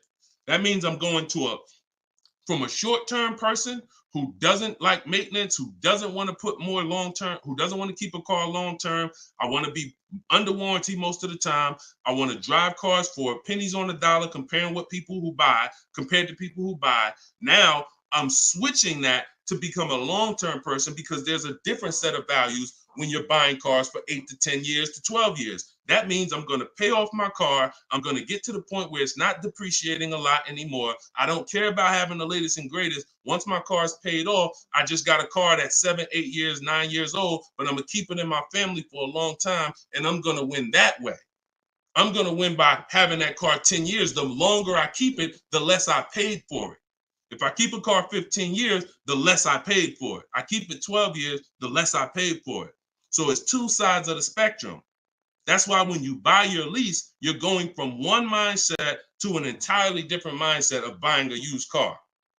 So the best thing to do is just learn how to shop the way I'm teaching you to shop, so that you can get great lease deals. They are out here. I showed you Bonita.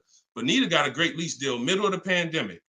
Middle of the pandemic, when there was blood in the street, people coming out of car dealerships with axes in their head. That's how much they overpaid. That's how much they overcharged. They got 10,000 over sticker, 8,000 over sticker. Bonita's taking deals down.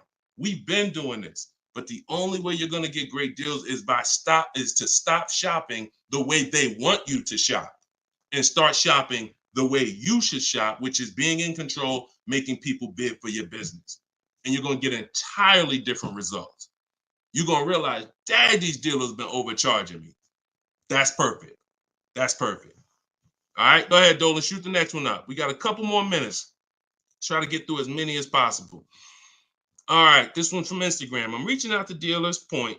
I'm ready to compare price. I don't know what to say. You don't talk.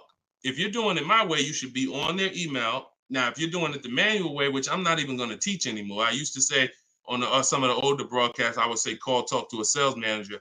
But I want to do it by email. We go to a dealer's website, we use the contact tab, we tell them what we want, and then we're having conversations from there. Now we do that. We do that with 25 dealers. We always get a separate email. These are the little things that we must do to make our in my book, in everything I teach. It's for a reason. We get a separate email. We get a Google Voice phone number because we're not talking to people. If we're talking to anybody, we're talking to sales managers. We are not talking to salespeople unless we're setting up a test drive. And even that, there's a way we do it. We want to talk to the most experienced salesperson. We want to talk to the person who has a great history, who everybody loves. We want to talk to the person because the wrong salesperson won't even have the car ready for you when you get there to test drive. New salesperson just started. He over there, thinking about how he'll just, so we got to even act for the right salesperson to set up a test drive. But we're not talking. See, when you're not talking, you can stay out of emotion. Even the first time you use my stuff and you start using my scripts and my templates, you're still going to be a little emotional, unless you're just, some of you have a very like stoic personality. Some of you have a very, whether it's military or whether it's just your natural personality, you don't get emotionally involved. This is what you need to be. And some of you who are emotional, you're going to see there's no reason for me to be emotional anymore using this. I'm at home, I'm in control, I'm making people bid, and I'm not talking to people where they can get me emotional and I can say something that's going to hurt me or cost me money. So we are doing all of this online through their website, letting them know what we want, requesting our offers. And like I said, we do something called the 25-to-5 strategy, where we're connecting with 25 dealers online to get 5 quotes. That's how we shop for new cars and leases, not used cars, new cars and leases. So you shouldn't be talking saying, I don't know what to say. You are reaching out to them. First thing we're going to do is let them know what we want. After we confirm the dealer has what we want, then we're going to request our quote and our offer. So that is what, and if you are shopping for a purchase, then we're requesting an all-in quote. We're requesting an total, all fees, everything included. And if we're shopping for a lease, I talked about earlier how we get our lease quotes and how the format that we have when we're shopping for our lease quote.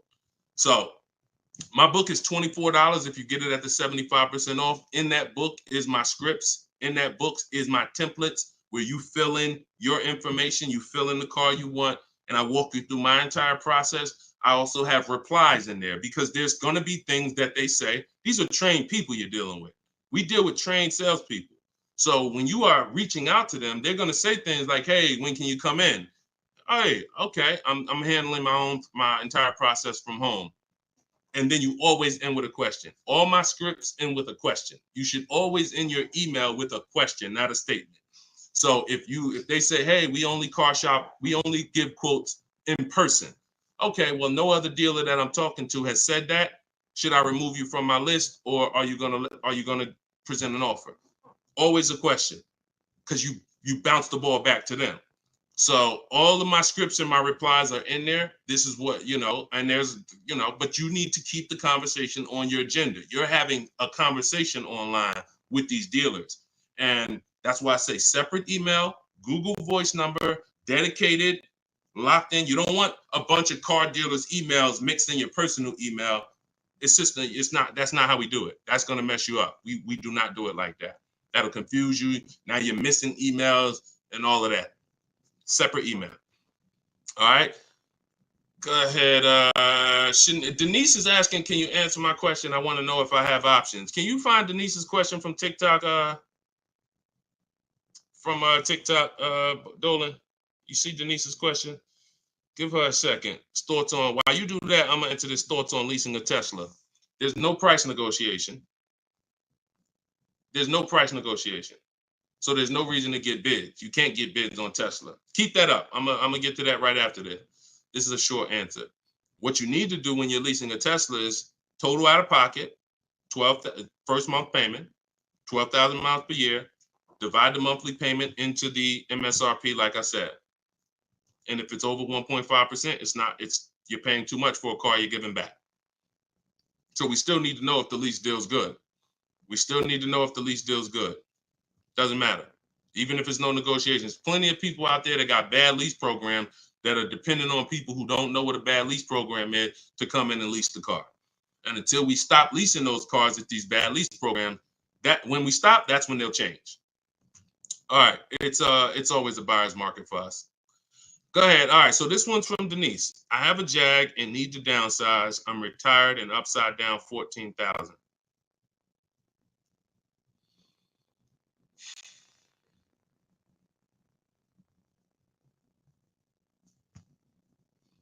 See, here's the bad part about negative equity. The damage is done. I wish I was the person who could, give back. A lot of what I'm talking to y'all about is I'm shouting from the hills and warning you. It's up to you to take the warning. But in this particular case, with negative equity, the damage is done. Now, how do we get out of it? It's only two ways. I talked to you about that earlier. Now, in your particular case, now there's a third way. It involves the car. If the car is totaled or stolen and you don't recover it and you have gap insurance, then the car is. So I have to, I can't say there's not another way, but we can't plan on that. That's insurance fraud. So in the case of what's legal and ethical, you can only sell car or trade into or replace it with another car. And in the case of negative equity, if you can't sell the car, pay the difference, go to YouTube. After this, I spent probably 8 to 10 minutes talking about how to get out of negative equity. There's 3 ways. 2 of them lead to a new car, 1 of them doesn't. If you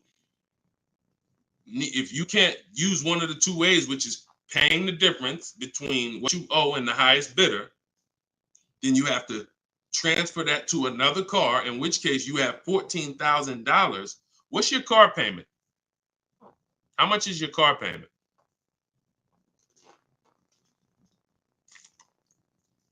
And if you need to downsize because you want a smaller car, okay, $769. If you need to downsize because what's the reason that you need to downsize?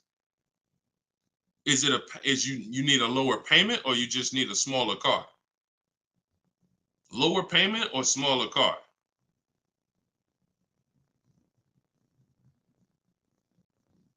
Sometimes I need to ask more questions. This is why, we go, I have 3 things I created: the Cards from Home book, and the video library, and coaching. In particular cases, I need to ask more questions before we could give a custom answer. Lower payment. So you got to look at it like this. Most people should be transferring negative equity into a lease.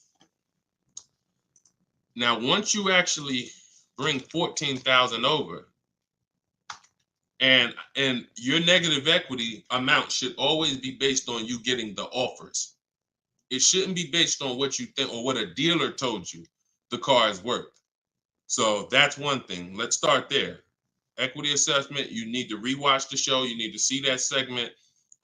If you have my book, you need to follow the segment on the equity assessment to find out what your real negative equity is.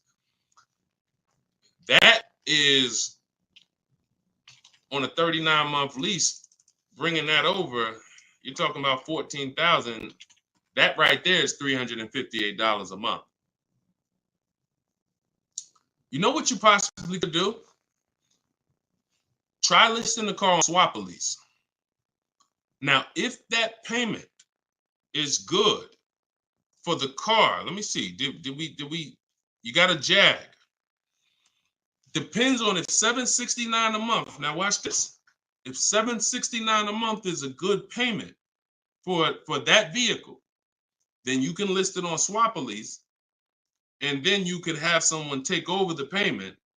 But it got to be a good deal. If they could go out and they could get a $600 payment on that same vehicle, then they're not going to take it over.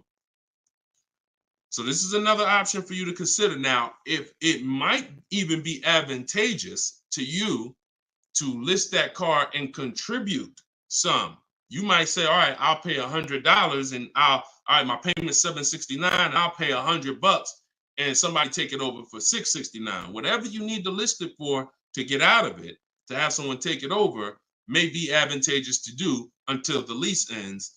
And then you go and get yourself a very inexpensive car that you can qualify for, because if you have someone take over the lease till the end, you could probably go get yourself something, lower payment, but that car coming into the deal, you're going nowhere, because $14,000, unless you got cash. If you got some cash, then yes, cash can solve all things. Get the offers, follow the equity assessment. You might pay the difference or transfer it over. You can't transfer it over because, like I just said, your negative equity alone is $350 a month. And that's without the interest that's going to be. It's probably going to be about $380 a month. So what's the note? Yeah, so that's what you should consider. List the vehicle on swap a lease and see if somebody's willing to take it over. And if nobody's, okay, no problem. That's what you do. That's what you don't have that kind of money to contribute. $14K is a lot to be able to contribute. So so what you should do is do that. If you could get somebody, if no one takes it over for $769, then offer to contribute some money towards the deal every month. Now, if you, no matter what, and then what you're gonna do is you're gonna go and probably, you're going to ask yourself the most important question for your replacement car. If you're not keeping 8 years, you should be looking to lease the next car and get yourself an inexpensive lease. If you are keeping it more than 8 years, then you can buy. But you're just going to use the same process. But you got to get rid of that car first. And I think with your scenario, that might be the best way to do it. All right. Good question, though. It's good question. Keep us posted. And, that's what we do. Look, we are live at 12 and 3 o'clock p.m. Eastern time, Monday, Tuesday, Thursday, Friday, which means we'll be back in a few for the next segment today. You can come back. We had a lot of questions. We're not always able to get to them, but you can tell your friend. I haven't really announced it because I didn't know when I was going to be live, but now we'll get to the point where we can let you know 12 p.m. Eastern time, 3 p.m. Eastern time. We're live, but we rebroadcast these shows all throughout the day, because people do get a lot of value out of the rebroadcast. But if you want to meet us live, Monday, Tuesday, Thursday, Friday, 12 p.m. and 3 p.m. Eastern time, bring your questions. And if you didn't know, my book, Cars from Home, 7 Steps to Saving Time, Money, and Avoiding Dealerships, is 75% off for 30 minutes, part of our welcome offer. So you can get yours in my TikTok bio or in my Instagram bio, or go to deshonebook.com in the comment section on YouTube or in the comment section on Facebook. Or if you're watching us on TV, you can scan that QR code. But that's what we do here, y'all. We peel back the onion. We make sure you know how to shop strategically. And I want you writing me with deals. I don't want you writing me, showing me your car. Everyone's doing that. Hey, got the new G-Wagon. Got the new BMW. Oh, your boy upgraded. Never talk about what we paid for it, though. I want you writing me saying, Deshone, look at the deal I got. This was the best offer. I made dealer's bid. This was the best used car within 100 miles. I'm driving an hour to go pick it up. When you're driving 45 minutes, an hour to go get your deal, that's when you really know you won. It's not always going to be that way. Sometimes local dealers will win the bid, but sometimes you're driving 45 minutes and you're driving 45 minutes because he's saving you $3,000. So that's what Cars from Home is about. That's what my book is about. You can get your copy instantly, 75% off for 30 minutes. And I'll see y'all on the next show. God bless.